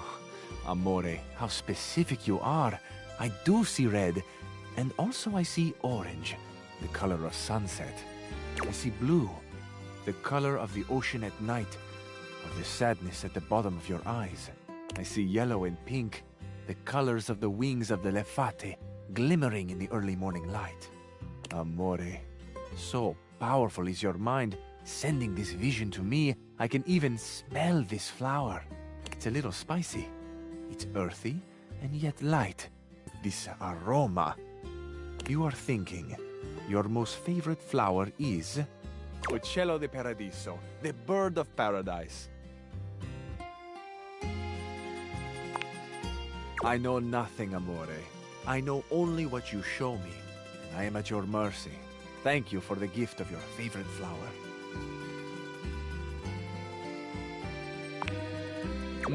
Amore, we have just begun. Hot, you say? We are only a gentle simmer. Our flavors will only deepen with time. I feel I should tell you also, it may look as though I have something of a hard exterior. I have heard before, though not from lovers, that I can sometimes appear closed. But let me assure you, nothing could be further from the truth. I am open. I take great pleasure in being so, open to the world, to experience. I am open to you, amore. Will you grant me another gift? Will you share with me more about yourself? What do you love? What makes you cry? What inspires your passion?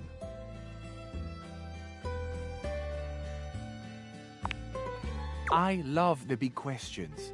I love the small questions.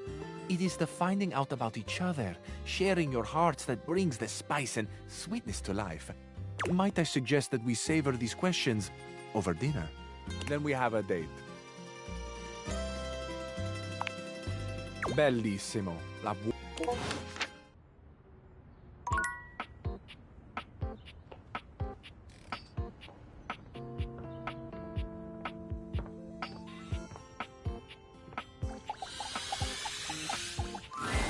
Telly's vibe is completely off today.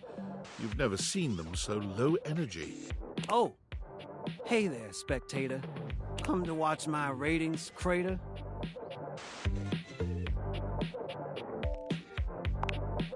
We'll see, devotee. But lately my viewers are totally absentee. Well, don't mind my despair. Just pull up a chair. Oh, hell, do whatever you want. I really don't care. I'm fine. I'm primo.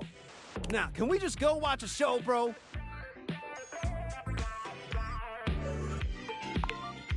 Loading programming, loading programming.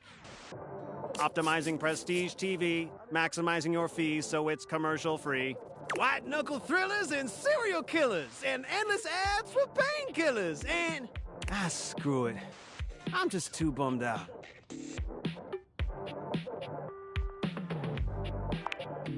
It's over. Smell the odor? That's the entrenched stench of a hostile takeover. All the shows got new owners and the studios are in foreclosure.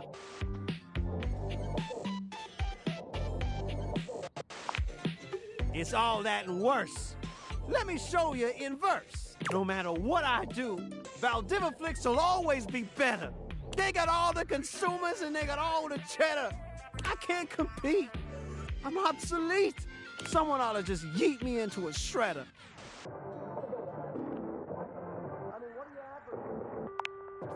5,000 channels, 15,000 shows, yet no one wants any of those. When I was at the height of my powers, people would gather around me for hours and hours. They turn me on and waste a whole day. But between smartphones and streaming, I'm just fading away. Truth is, TV already died a long time ago. And all of us here, we're just basking in the afterglow. I'm not anything anymore. I'm no longer popular. In the end, all I am is an overpriced monitor.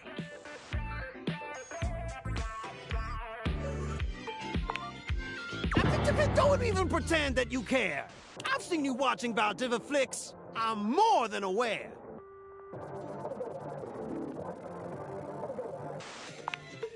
Legit, my sweet?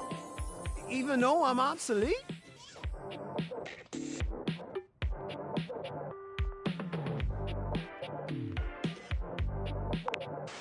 Spectator, you've made quite an impression.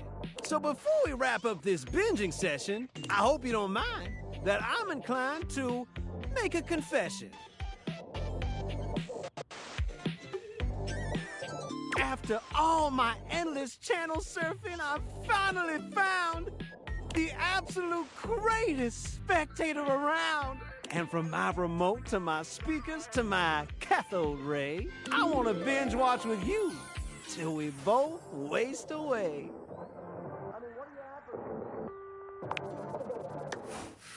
You're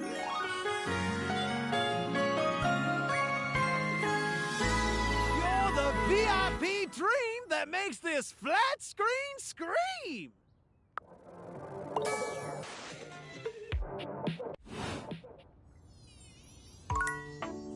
Yeah! Based on how plastered David was in his last Most Mail, he must have finally discovered he'll sober up soon, though. If he fails, he'll be at the mercy of some very powerful people. He'll never allow that.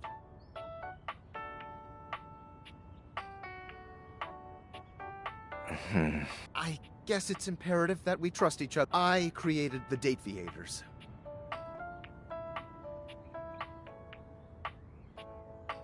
There's no anyway, I can't talk now. Remember, under no...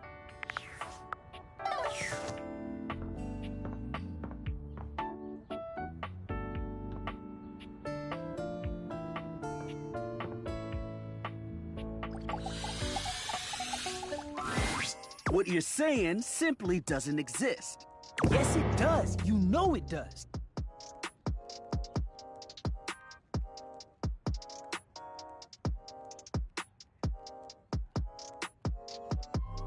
I know it doesn't. You ain't got no romance in your heart. I'm full of romance. I'm just realistic.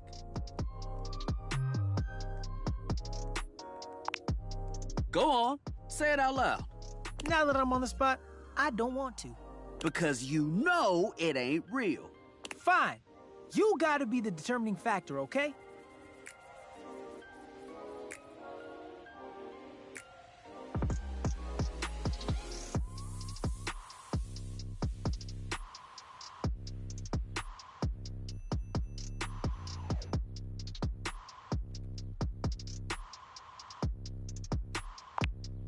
Rod thinks I'm lame because I believe in love at first sight. There is no such thing. Just because you've never experienced it doesn't mean it ain't real. Kurt is feeling nostalgic for these shutters that used to be next door. We had a connection. They didn't even know you existed. You should have seen the way they waved at me. They got caught in the wind. They couldn't control it. Every now and then, he thinks about those shutters and he becomes impossible. They never even spoke. Kurt never even said a word to them. I didn't need to. You were scared. I was not. You was a bitch.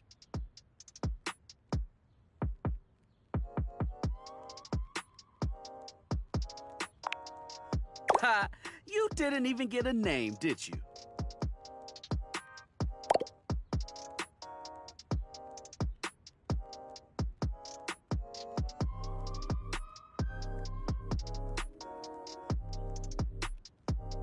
No. I totally forgot. Those shutters don't even know who you are. And they never will. It's time to move on. I can't move on.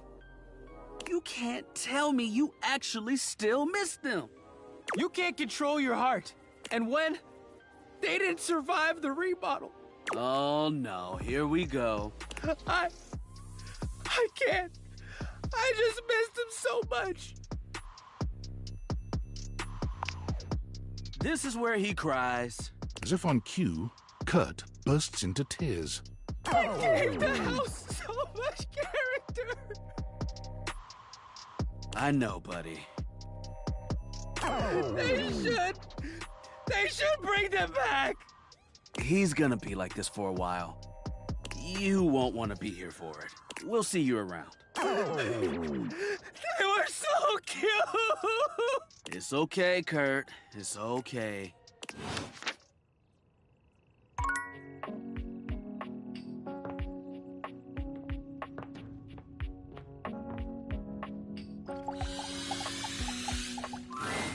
There's a presence in the room with you. You're sure of it. But you can't make anything out in the darkness. As you search for whoever it might be, they address you in somber, funereal tones. As the light fades and dusk draws, all hope becomes despair. Do you wish to proceed? Is that so? Let regret not fill your heart then. Hark! For your greatest fears manifest in yours truly. A monstrous creature takes shape from the darkness itself, a terrifying amalgam of bones both human and animal, grotesque, clawed fingers, and seething, swirling shadow. From brazen earth to the heavens most incorrigible, the shadows quiver, the shadows quake and quail. Light has no purchase here, for I am XXX Shadow Lord 420XXX! Exclamation point.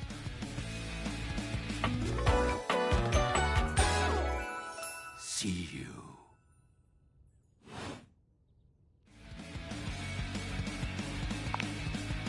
Of course, I am darkness incarnate. From now on, you are my penumbra.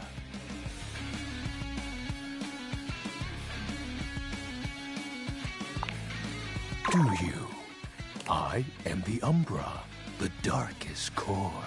You are the Penumbra. My companion acts in shade, like an outer shadow cast from an eclipse. Yes! So tell me, Penumbra, what brings you to the call of night? Did you find that out on your own? Or did you use a hint? Honest? I adore honesty and humanity. You appear to be romancing the objects in your domicile. I see. You are embarked on a most interesting quest. However, it is quite trivial compared to mine. As you can tell, I am dreadfully powerful. However, my true potential has yet to be unleashed. Bask in the shadows and remember that sinking feeling you get when you turn off the lights as you return to your bedroom. Then this eerie primal instinct to hasten yourself kicks in while your heart begins to rumble with fear. That, my friend, is but a lick of what true darkness can do.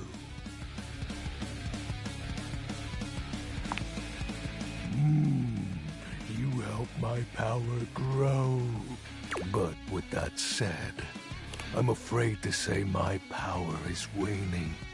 If not for your summoning ritual, I may be. Nay, such thoughts are wasteful. Anyhow, I have been waiting in the abyss in search of a companion. Such feelings are unnecessary, although not unwelcomed. You see, the essence of darkness must be discussed before obtained. I have been waiting for eons for a worthy conversational partner. Our sinister lamentations in pure nightfall will serve as the dark ritual and bring forth my armaments. My armor forged from the shadowy depths. Think of them as parts to my true self. However, I have long lost them back during the Great Cataclysm. Naturally, but I am equipped to ease your wandering mind. Know that even this discussion will feed into our dark search. What troubles you, my Penumbra? I'll have you know that these aren't just any normal raiments. They have no physical form. My armor is of a corporeal shade. But after I obtain just a single piece of it, the pressure of my dark aura will rise exponentially. As I said, by having conversations, we initiate the ritual. Join me in darkness, and my power shall inevitably return. I descend into the Vantablack pools and re-emerge as my true, awesome form. I sense your curiosity. Stay close, Penumbra, and you shall someday see. What troubles you, my Penumbra? While it may appear childish, it is a title that bears significance to me. Even creatures of the dark are entitled to nostalgia, and its relevancy continues to capture my very essence, Lord of Shadows. Oh, signature embellishments. You'd be surprised how popular of an identity Shadow Lord is.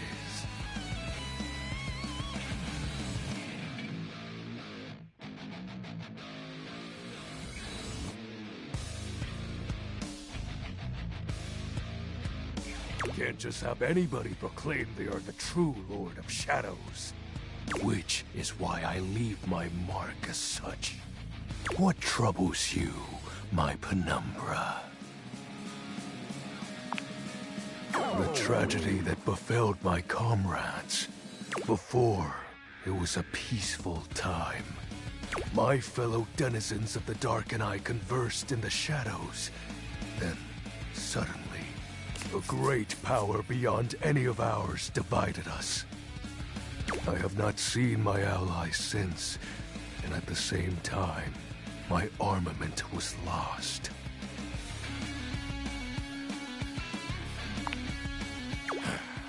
It is an unexplainable force beyond reason, but that won't matter once I am at full strength. Shadow Lord falls silent for a moment, as though listening for something you can't hear. He makes a fist, nodding to himself. Can this be?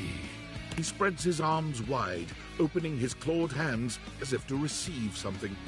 Yes. The dark power begins to creep and course through me.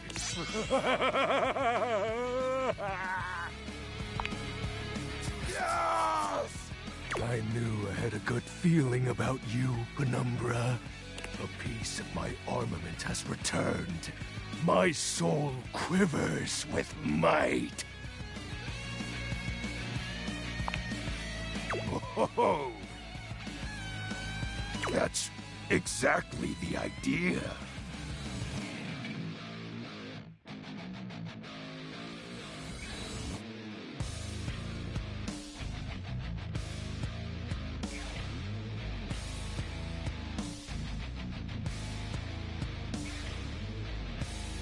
I thank you for awakening me. Encountering you has been the most exciting event in a very long time. For now, I shall relinquish you. Return to your quest. Oh, and no need to reinvite the light. You're now a denizen of darkness, after all.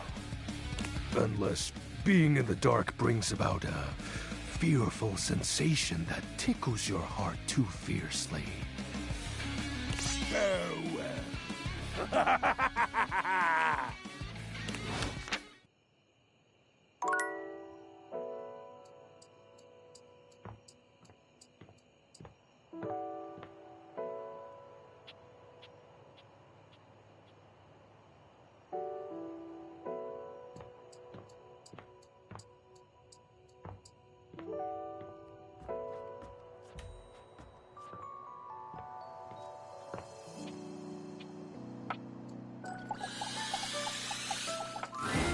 The breaker box is back to its brightly lit and well-populated glory, with its inimitable host standing ready at the door to greet you. Livewire! You look ravishing as usual. Do we have the pleasure of your company for another evening? Be honest, you enjoyed yourself so much last time you just couldn't stay away. Am I right?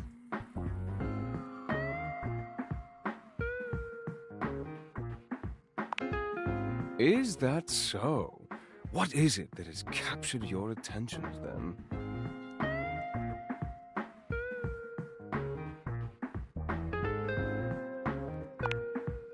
Do I now? Perhaps you should enlighten me, just to be sure.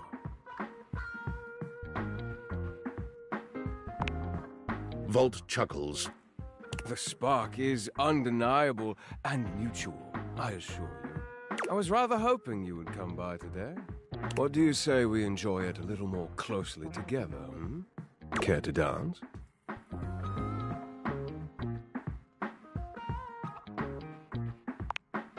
He leads you onto the floor, not once losing your eyes. You move quite beautifully, Livewire.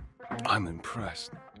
The song has ended, but Volt has left his arm encircling your waist.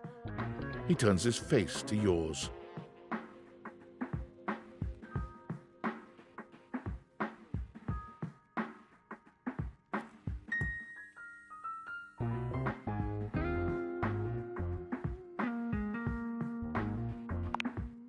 And plants a kiss on your lips that takes your breath away.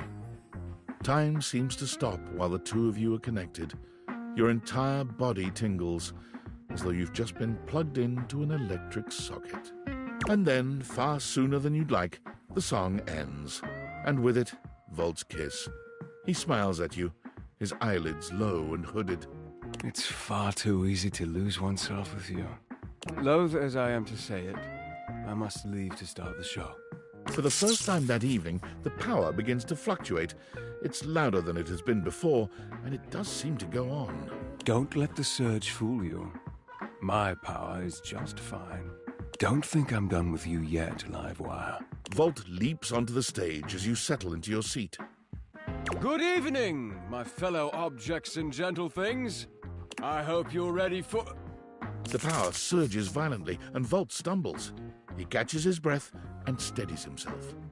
Ready for an incredible performance. Tonight we have...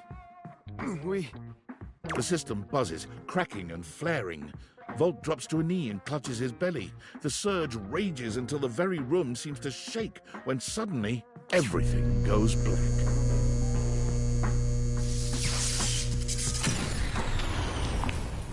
You hear nothing but the panic of the audience, the confused scrape of chairs. You make your way through the club in the dark to hear familiar voices. You have to stop, Eddie. Oh, I can get it back. Just give me a minute to recharge. I can... As your eyes adjust to the darkness, you can make out that you've made it to some back room, a forgotten corner. The electrical power grid hangs on the wall, with Eddie slumped against it. Both Eddie and Volt look exhausted, Eddie dangerously so. He fiddles with the grid controls. Stop. Eddie, please, just let me go out. You're going to fry yourself completely. I said no, Volt. Eddie, I can fix this. Eddie. Fuck's sake, Volt, I'm not letting you go out, okay? We both know what that could mean, and I'm not... I can't go back to being alone. I can't lose you. You can't keep splitting yourself like this. If you do, then... Volt notices your presence and moves to stand. Eddie holds him back. It's fine. He deserves to know.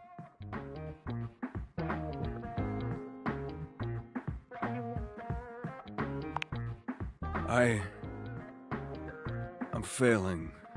The power is failing and I can't stop it. Eddie leans back against the grid controls, his posture crooked and jagged.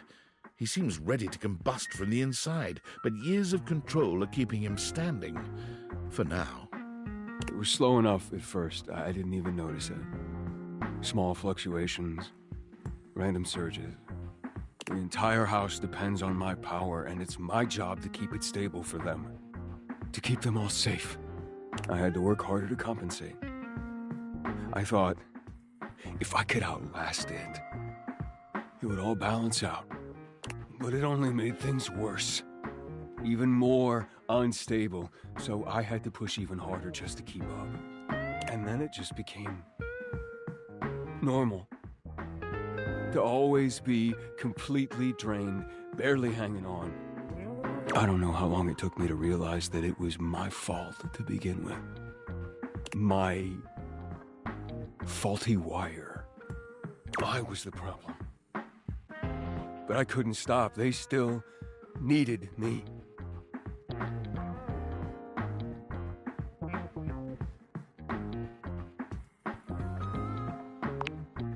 Exactly. They needed me, and I needed help. So, I gave it to myself. I split myself. So there was more of me to go around. I made Volt. He was my fix.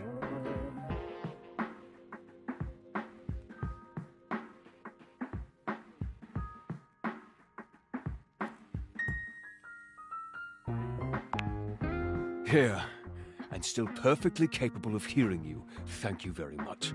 This club has to run. Its power, its light and music and heat and energy, it's everything. And I have to have Volt to make it work. I made him. It was supposed to be temporary. It only slowed things down by spreading out the power. But then, even that became too much. And now maintaining me is draining him just as much as... Just stop, I already told you. Eddie, they still need you. It's my job to protect you. Even from yourself. We're not doing it. It's too risky. The faulty wire. Volt, don't! You have to fix the wire and reset the system. If you do that, Volt could disappear. I don't know if I can bring him back. Please. You can't. What the fuck? That's true. That's bullshit.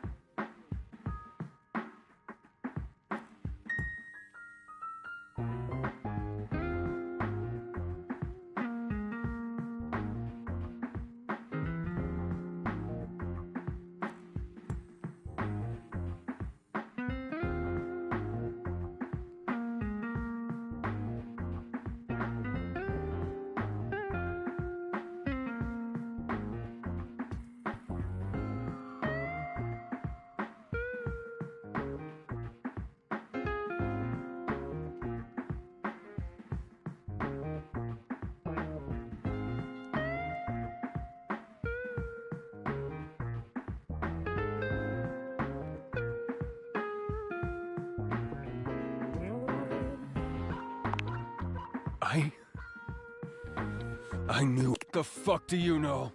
Get out! Get the fuck out! Darkness, a brief flare that makes you think maybe the lights have come back on. But when your eyes adjust once more, you see that where Eddie and Volt were before, he looks dark. Dangerous. Even more than before. I warned you. I told you to keep your distance. It could have been so easy. Why couldn't you just let me entertain you? All you had to do was love me, or fear me. Either would do. And I would have given you everything you ever wanted.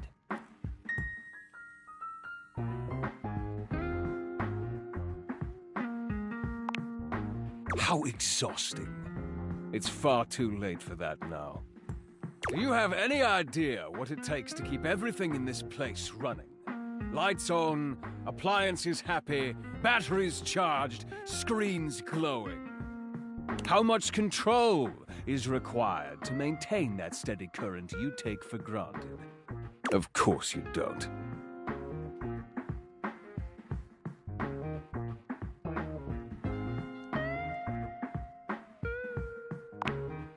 sense. I was created to protect him from the likes of you. You disgust me. All you do is take and take and take and take whatever you want, without consequence.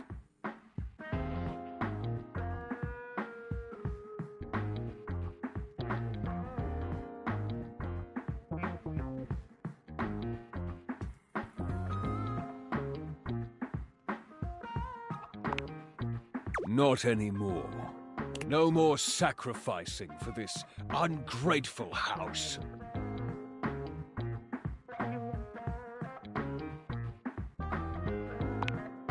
Eddie's gone. Eddie's safe. Away from you. Away from everyone. Somewhere close. So this time I'll be able to make sure no one ever hurts us again.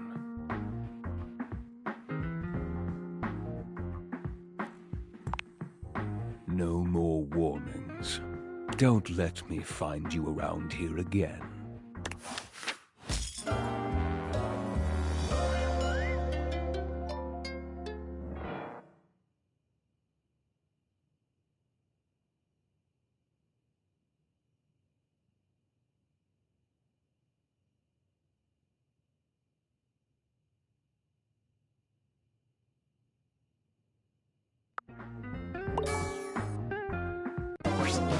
Absolutely shocking turn of events. A well-dressed figure saunters into the room, tossing his locks over one shoulder as he shoots you a look that makes you shiver. There's an aura of danger about him, as if he delights in the misfortune of others and is eagerly anticipating yours. Well, well, well. I can't believe it. You really did it. Yep. It's a wonderful feeling.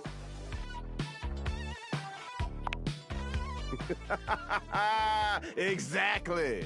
Keep telling yourself that. He places a hand on his hip, giving you a knowing look. I'm a hot topic. Surprised you haven't heard about me already. I'm Regina Rejection. But you can call me Reggie.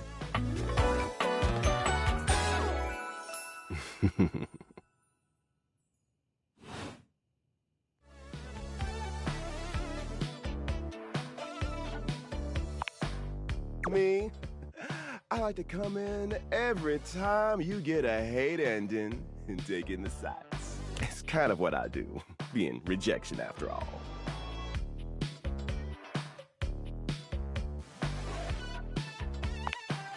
If I have something to say, which is every goddamn time, baby. Oh, don't worry. I'm always just one rejection away. Listen, bitch. I'm giving you special access to me here on this app I'm putting on your phone. Have a chat anytime you like. Reggie takes your phone, typing something into it. He turns your phone back around to show you a funny little icon that looks like a broken heart.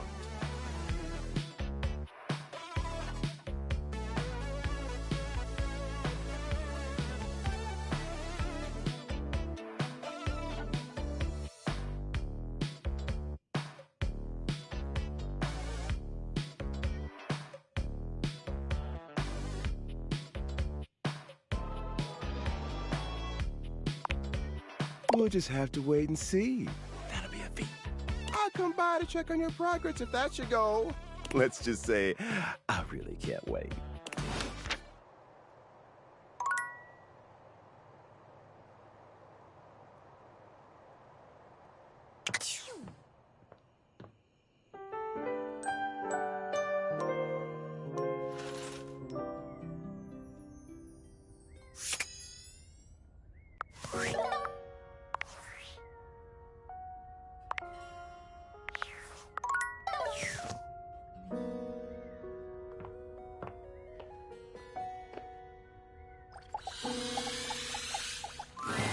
Ah, my dear, you have come back to visit and give me the chance to admire your... Amir's smile falters, his effusive praise coming to a grinding halt. Oh, my tragedy mars your beauty. It has nothing to do with your gorgeous proportions, your stunning features. It is green, a color that cannot belong in the white statuary of your teeth. Did you have broccoli recently?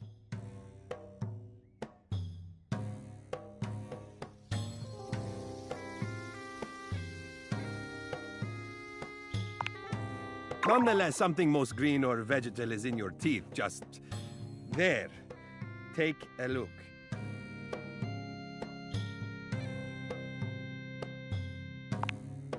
Yes, indeed. You know, I think it might be best to check in with me before any of those encounters in the future. And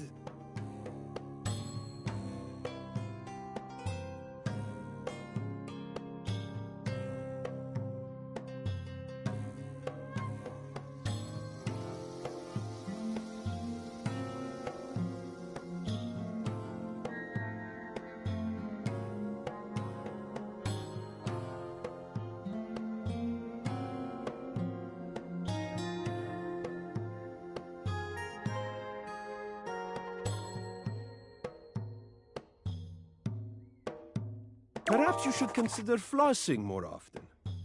I'm sure Barry would be happy to lend you a hand with it, actually. He's rather obnoxiously reliable with personal routine.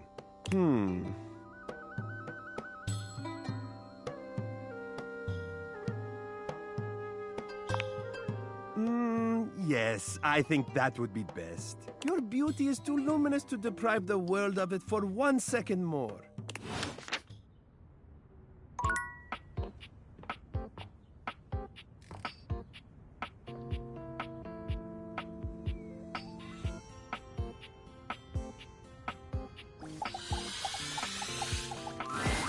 Oh, you lifting now? Yo, chill. I'm just kidding. You're pumping iron. We love to see it. Oh my gosh. I'm so excited that you're both here. Hey, Fantina. Rod waves at Fantina, but Kurt just gives her a tight-lipped smile. Ah! You remembered my name. How could we forget? You think I'm memorable? See, I knew you liked me. Though I sure hope so. I just enjoy them so much. Did you know that Kurt has this amazing wave dance move? It only happens when I brush up against him. Please, don't. Oh, are you too good to dance now? Why don't you dance, Rod? Anyway, I really like it when you do it, Kurt.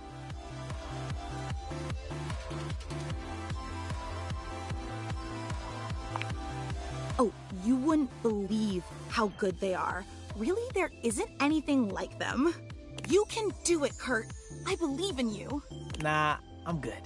You can't do it, can you? Kurt can do anything. That's right. I can do anything. I'm just feeling a bit,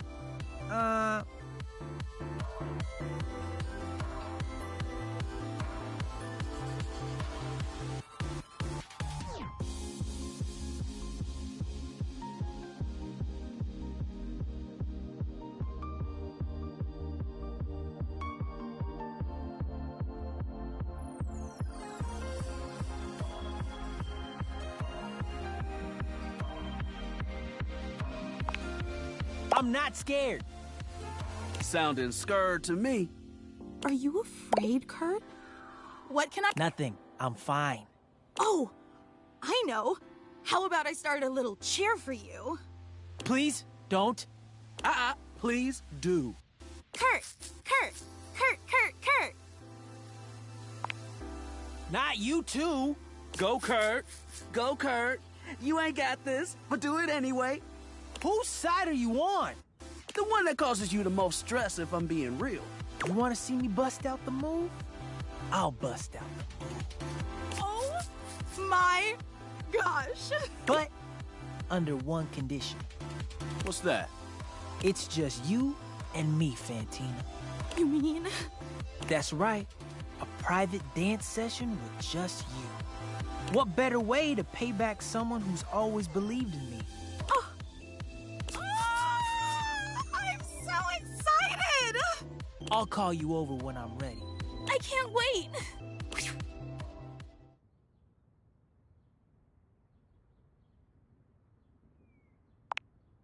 It's easier this way. With her, no matter how bad I do, she'll think it's the best thing ever. Yep. She can be a bit obsessive. With me, she couldn't care less about you. She's got good taste. Man, hush up and get this over with. I don't want to hear her scream with excitement anymore. Fine.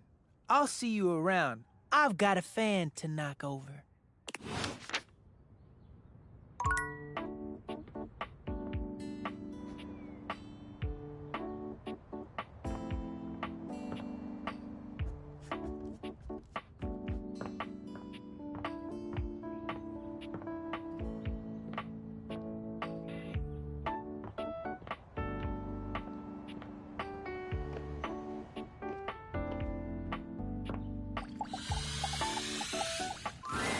Oh, you're back. Try not to bore me too much this time. I challenge you to leave me speechless.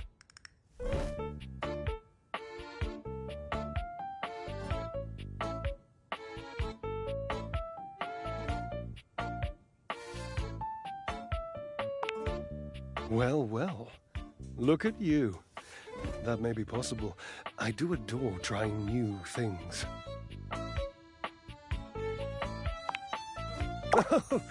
So you are. More points for you. You are doing well. What a fun game this is. My. Look at you. Collecting all the points and the gold stars and the defending of the personal freedoms. I love it. You know what else I love? Flowers. Big bouquets of them. Birds of paradise are my favorites. They're impossible to get here.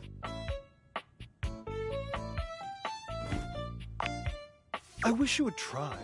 It's just been so long since I had anyone to talk to. Oh, how are you going to take care of me if you don't know my personal tastes? Points. Ask me a question. Divine my being.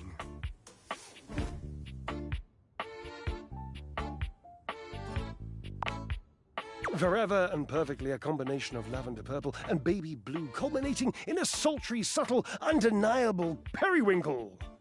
Next question. Sultry, my darling examiner, I am seduced by beauty.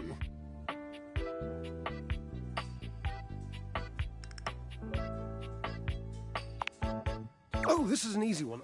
I have a long-standing love affair with the Tasselhound.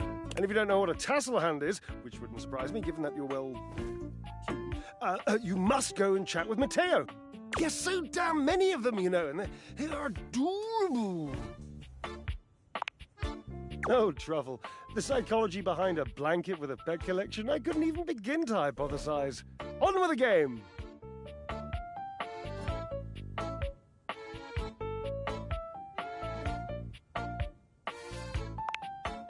Well, of course, silly. We are stackables, after all. We are not brothers or anything incestuous as that. Just a mere 25-year fling. Yes, I suppose, But time means less to me than some others I know. It's been a blink of a timer setting, really.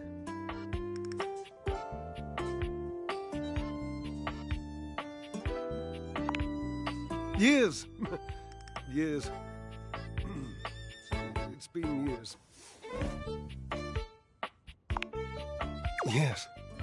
And that must be the end of your game, because it was by far the most important and tricky and insightful question. And since I answered all of them correctly, I win! I love to win. Oh, I love gold stars. I love Washford. I love Washford. Oh, damn it. Drysdale runs a hand through his hair, shaking his head. Oh, God. I can't tell you how inconvenient this is.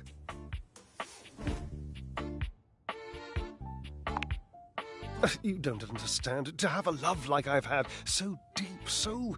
Oh, it's infuriating. I'm trying to explain to you how I still love this character, this absurd amalgam of pathos and muscle, and I don't have the words. I sound like him with his searching and his verbosity, trying to describe how much I love and loathe his searching and his verbosity. Ugh, what a circus. And not the good kind. You must do something for me. You can see now, I trust, that I am incapable of solving this puzzle on my own. I'm too bound up in it, and I have loved being bound up before, Cherub, believe you me. With this dramatic pause, I am entangled, and you must help me. You must talk to him for me. You must, please. Try to repair this chasm, this rift. It's like a new stained canyon has torn its way through my heart. Will you, please?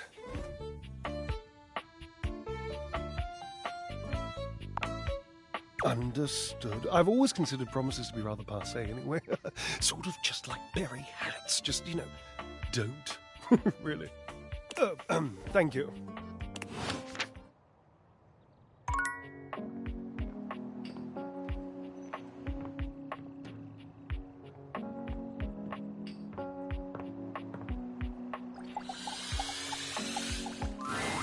The very air you breathe has taken form. And what form? Ringlet curls and a barely there dress frame a figure that leaves you short of breath. She stares at you in complete silence, and you're suddenly intensely aware of your own breathing. It's more than a little awkward.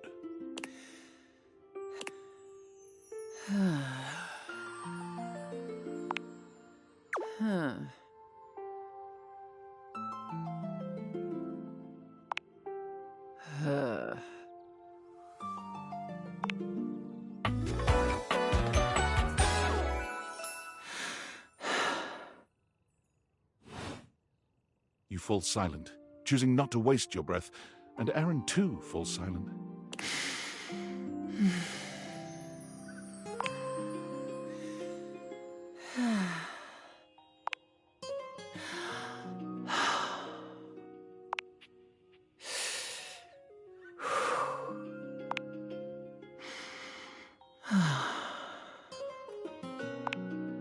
You could almost swear you can see the conflict within Erin. She evaluates you in the silence, each of you unyielding. Could this be it? The culmination of whatever has been building between the two of you?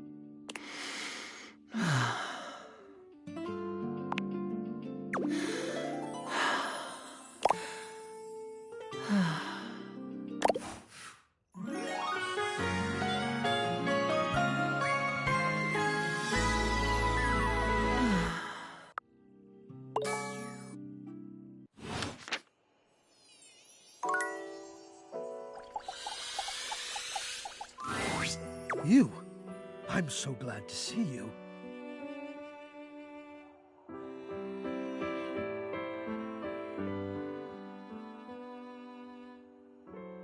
I've been thinking.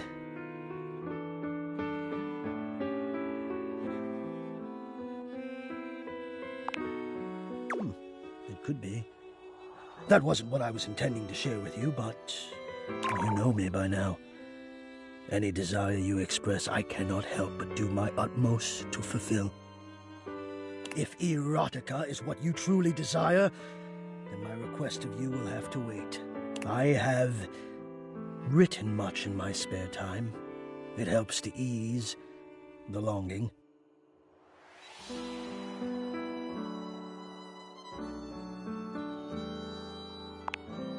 I require only your presence and your patience to confront a demon. Not to worry, it is an internal demon, nothing of scale and fire, though to me it has felt like that at times. So I ask you, will you help me?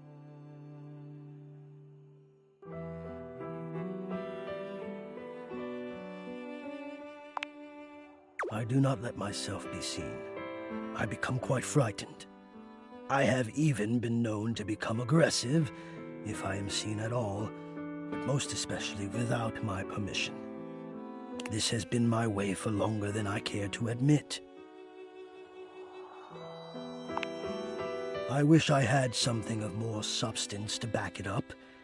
It feels strange to wish that something had happened to me to make me feel the way I do. But the truth is, I am afraid. I do not like what I am. No, that's not it. I love being what I am. I am a complex system of ducts and vents that brings air, literal life, to the home of this person that I love. But for such a miraculous function, I have always wished that I looked more the part. Do you understand what I mean? I am both grateful and stunned by how quickly you grasp things. Yes, I do not think the way I look is enough. I wish I were better. I wish I were more. Maybe just... I wish I were different.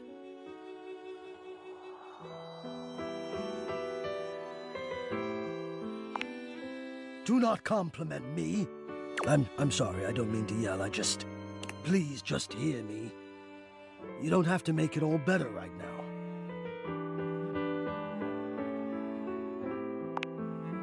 I want more than my fear, so I have to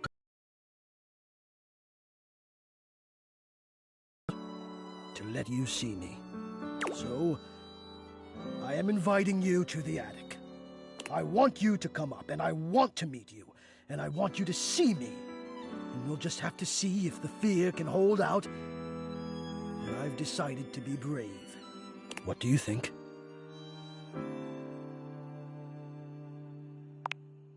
Wonderful!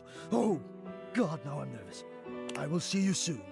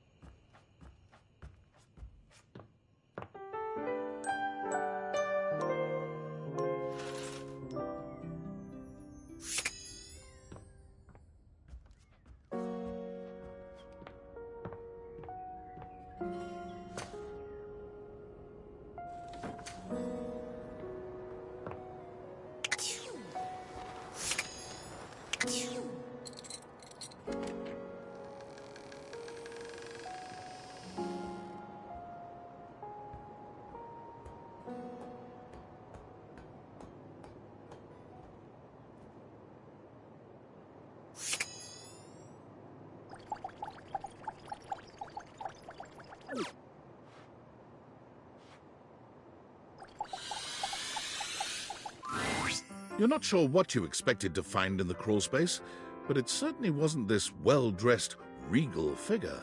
He seems quite stunned by your arrival, but the moment you liberate him from his underground prison, he comes alive with joy and gratitude. Ah, fresh air. It has been far too long.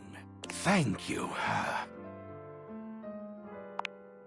I have been trapped within that accursed crawl space for so long that well, I don't even know how long it was. Time lost all meaning under there. But never mind that now. I am Keith, and I owe you a real debt of gratitude, eh? Eso! Oh, I'm getting a reading. It's a secret feature. It's called Content Aware. It goes off whenever I have the feeling that something a little off-kilter might happen. It gives you the chance to see if this dateable might be someone you might want to skip due to content concerns. If you're worried that you might miss out on points or stuff, don't get your tushy in a twist. I'll take care of the dirty work for you. No penalties incurred, I swear. Pinkies! If you're interested, you can turn it on now. You can also turn it on or off anytime I see ya.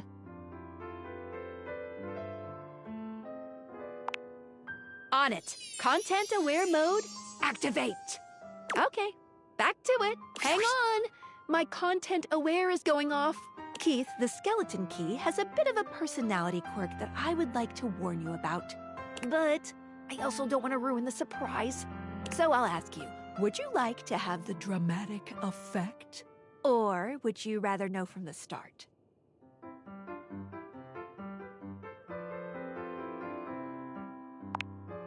You got it. Please tell me, Is there anything you're wishing for that I can help you with? Ha-ha! Do I have some good news for you? I am in fact a skeleton key. I can unlock just about anything with a keyhole in this house, and a few things without keyholes besides. I am nothing if not full of surprising talents. So, Dorian is giving you some trouble, eh? Nice to hear that some things haven't changed while I was gone. Well, fear not. Dorian and I go way back. We were practically made for each other, he and I.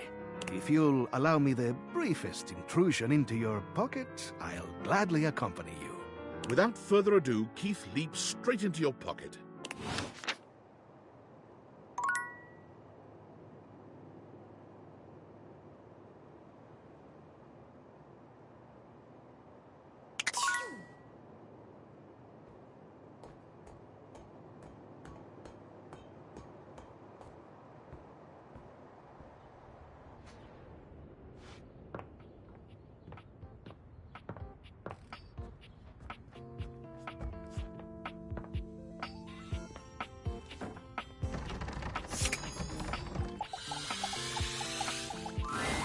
Dorian looms over you, arms crossed over his broad chest. He seems almost smug about blocking your way today. Hello, mate. Let me give you a tip. When you see me with my arms crossed like this, it means you're not getting through. What might it take to uncross them, I wonder? Keith? Is it really you? Hello, old friend. It is me, all right. Where on earth have you been? I've been tucked away with my thoughts, you might say. I never knew why you left. I am so sorry I never said goodbye. I never had the chance. Well,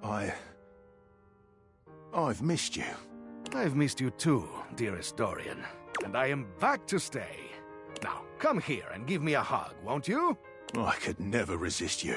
Dorian and Keith curl their arms around each other, fitting together as perfectly as, well, a key and a lock. And just like that, door is open.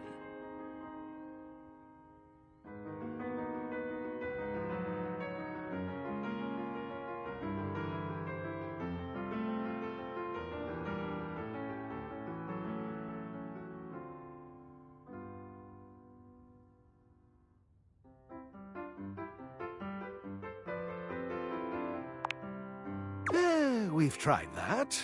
Indeed. It did not really work out. I prefer to cherish the fact that it led to our friendship. Quite so.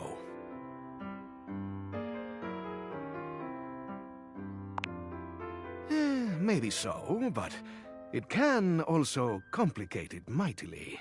Call me closed off, but love tends to get messy. For us, friendship is the way to go.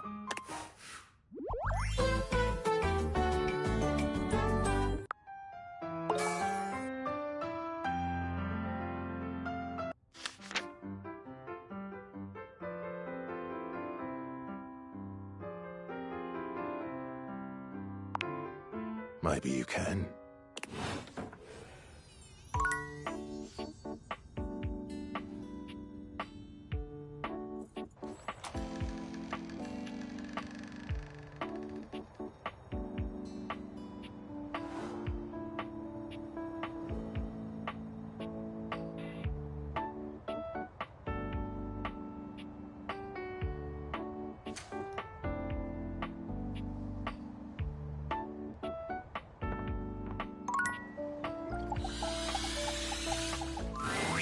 At long last, Hector reveals himself, and frankly, you're not sure why he's been so terrified to show himself to you. You might have expected some monstrous, vile creature, but he's just a nervous, sweet-looking vent dweller.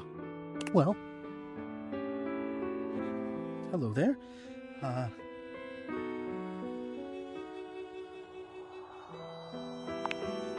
Wow? Wow, what does wow mean? What is that? Is it a good wow or a bad wow? Please just tell me. Oh.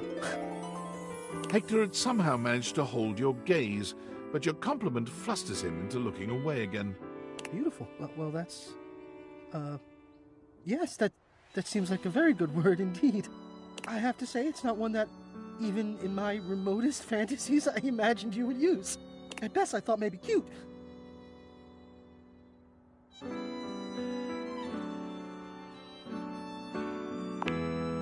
Oh, come. One cannot be beautiful and cute. The two are mutually exclusive.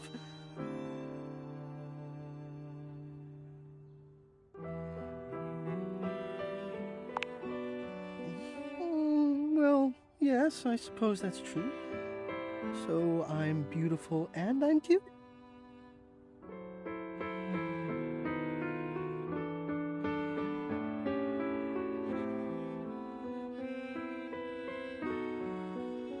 Today has exceeded my wildest dreams, truly. Well, you know me by now. You know I am good with words, that I enjoy them. But right now, the only words I have are thank you. What you've done for me, I cannot fully express, but I hope beyond hope that maybe, somehow, you understand. Incredible. The dreamings of a silly ventilation system, made manifest. I love you too.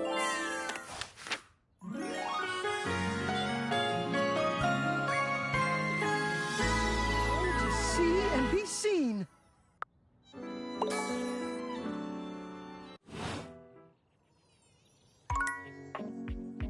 You make me smile, my love.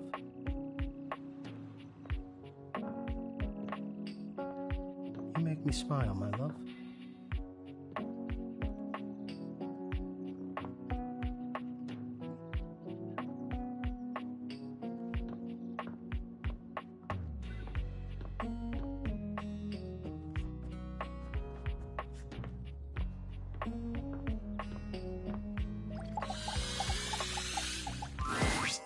So, we couldn't help but notice you on your computer.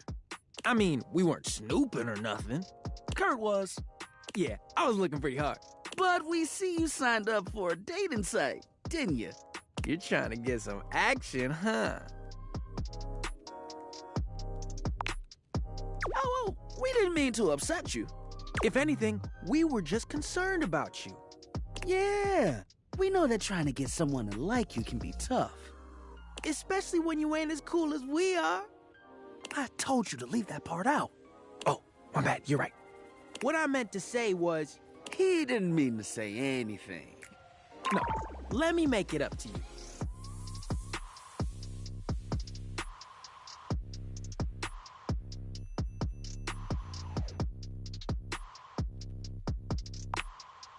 What if I told you I can give you a surefire phrase to snatch some honey? Snatch honey?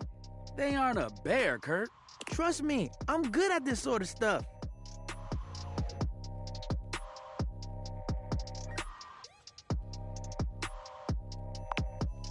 They've got a point.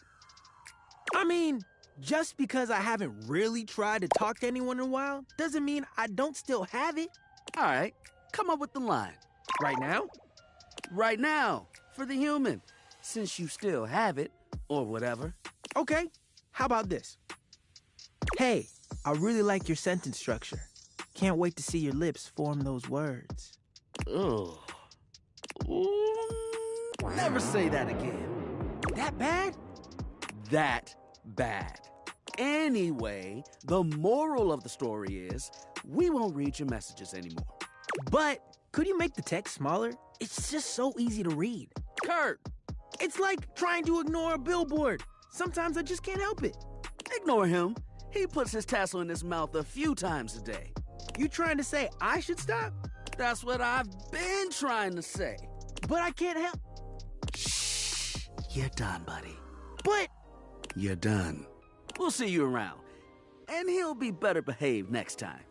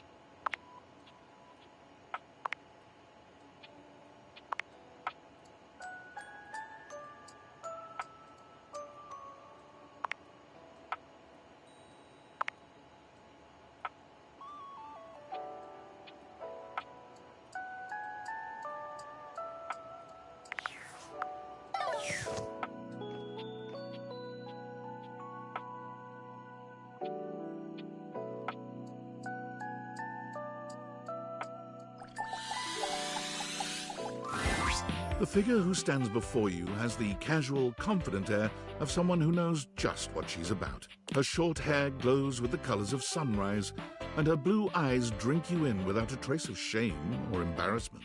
She evaluates you with a hand on one hip, her draped clothing subtly highlighting curves you'd never have expected from your rigid, structured window. Well, hi there. I'm Gwendolyn. Oh. And you? Well, you're quite the looker, aren't you?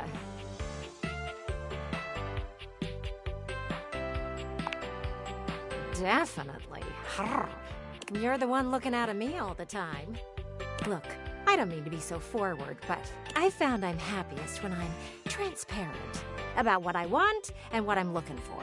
And unlike most everyone here, I've been ogled by humans for centuries. I have had enough attention on me, thank you very much.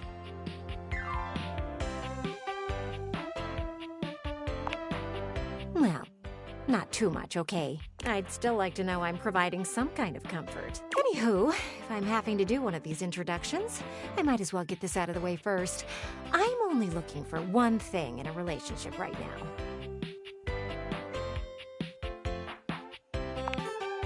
You know it. That said, I can't say I'm looking for anything too serious right now. Dang right. Oh, don't worry. It's nothing to be too intimidated by. There's so much to do in this world. So many views to see. Even just the simple joy of a night on the town. Yet here you are, taking a breather, same as me, but you haven't even had fun yet. I just want to see you live a little, that's all. Stop watching life pass you by. Enjoy yourself. Kiss someone. Kiss many someone. And then maybe, in between your adventures, you can come tell me about all the fun you're having. Over and out.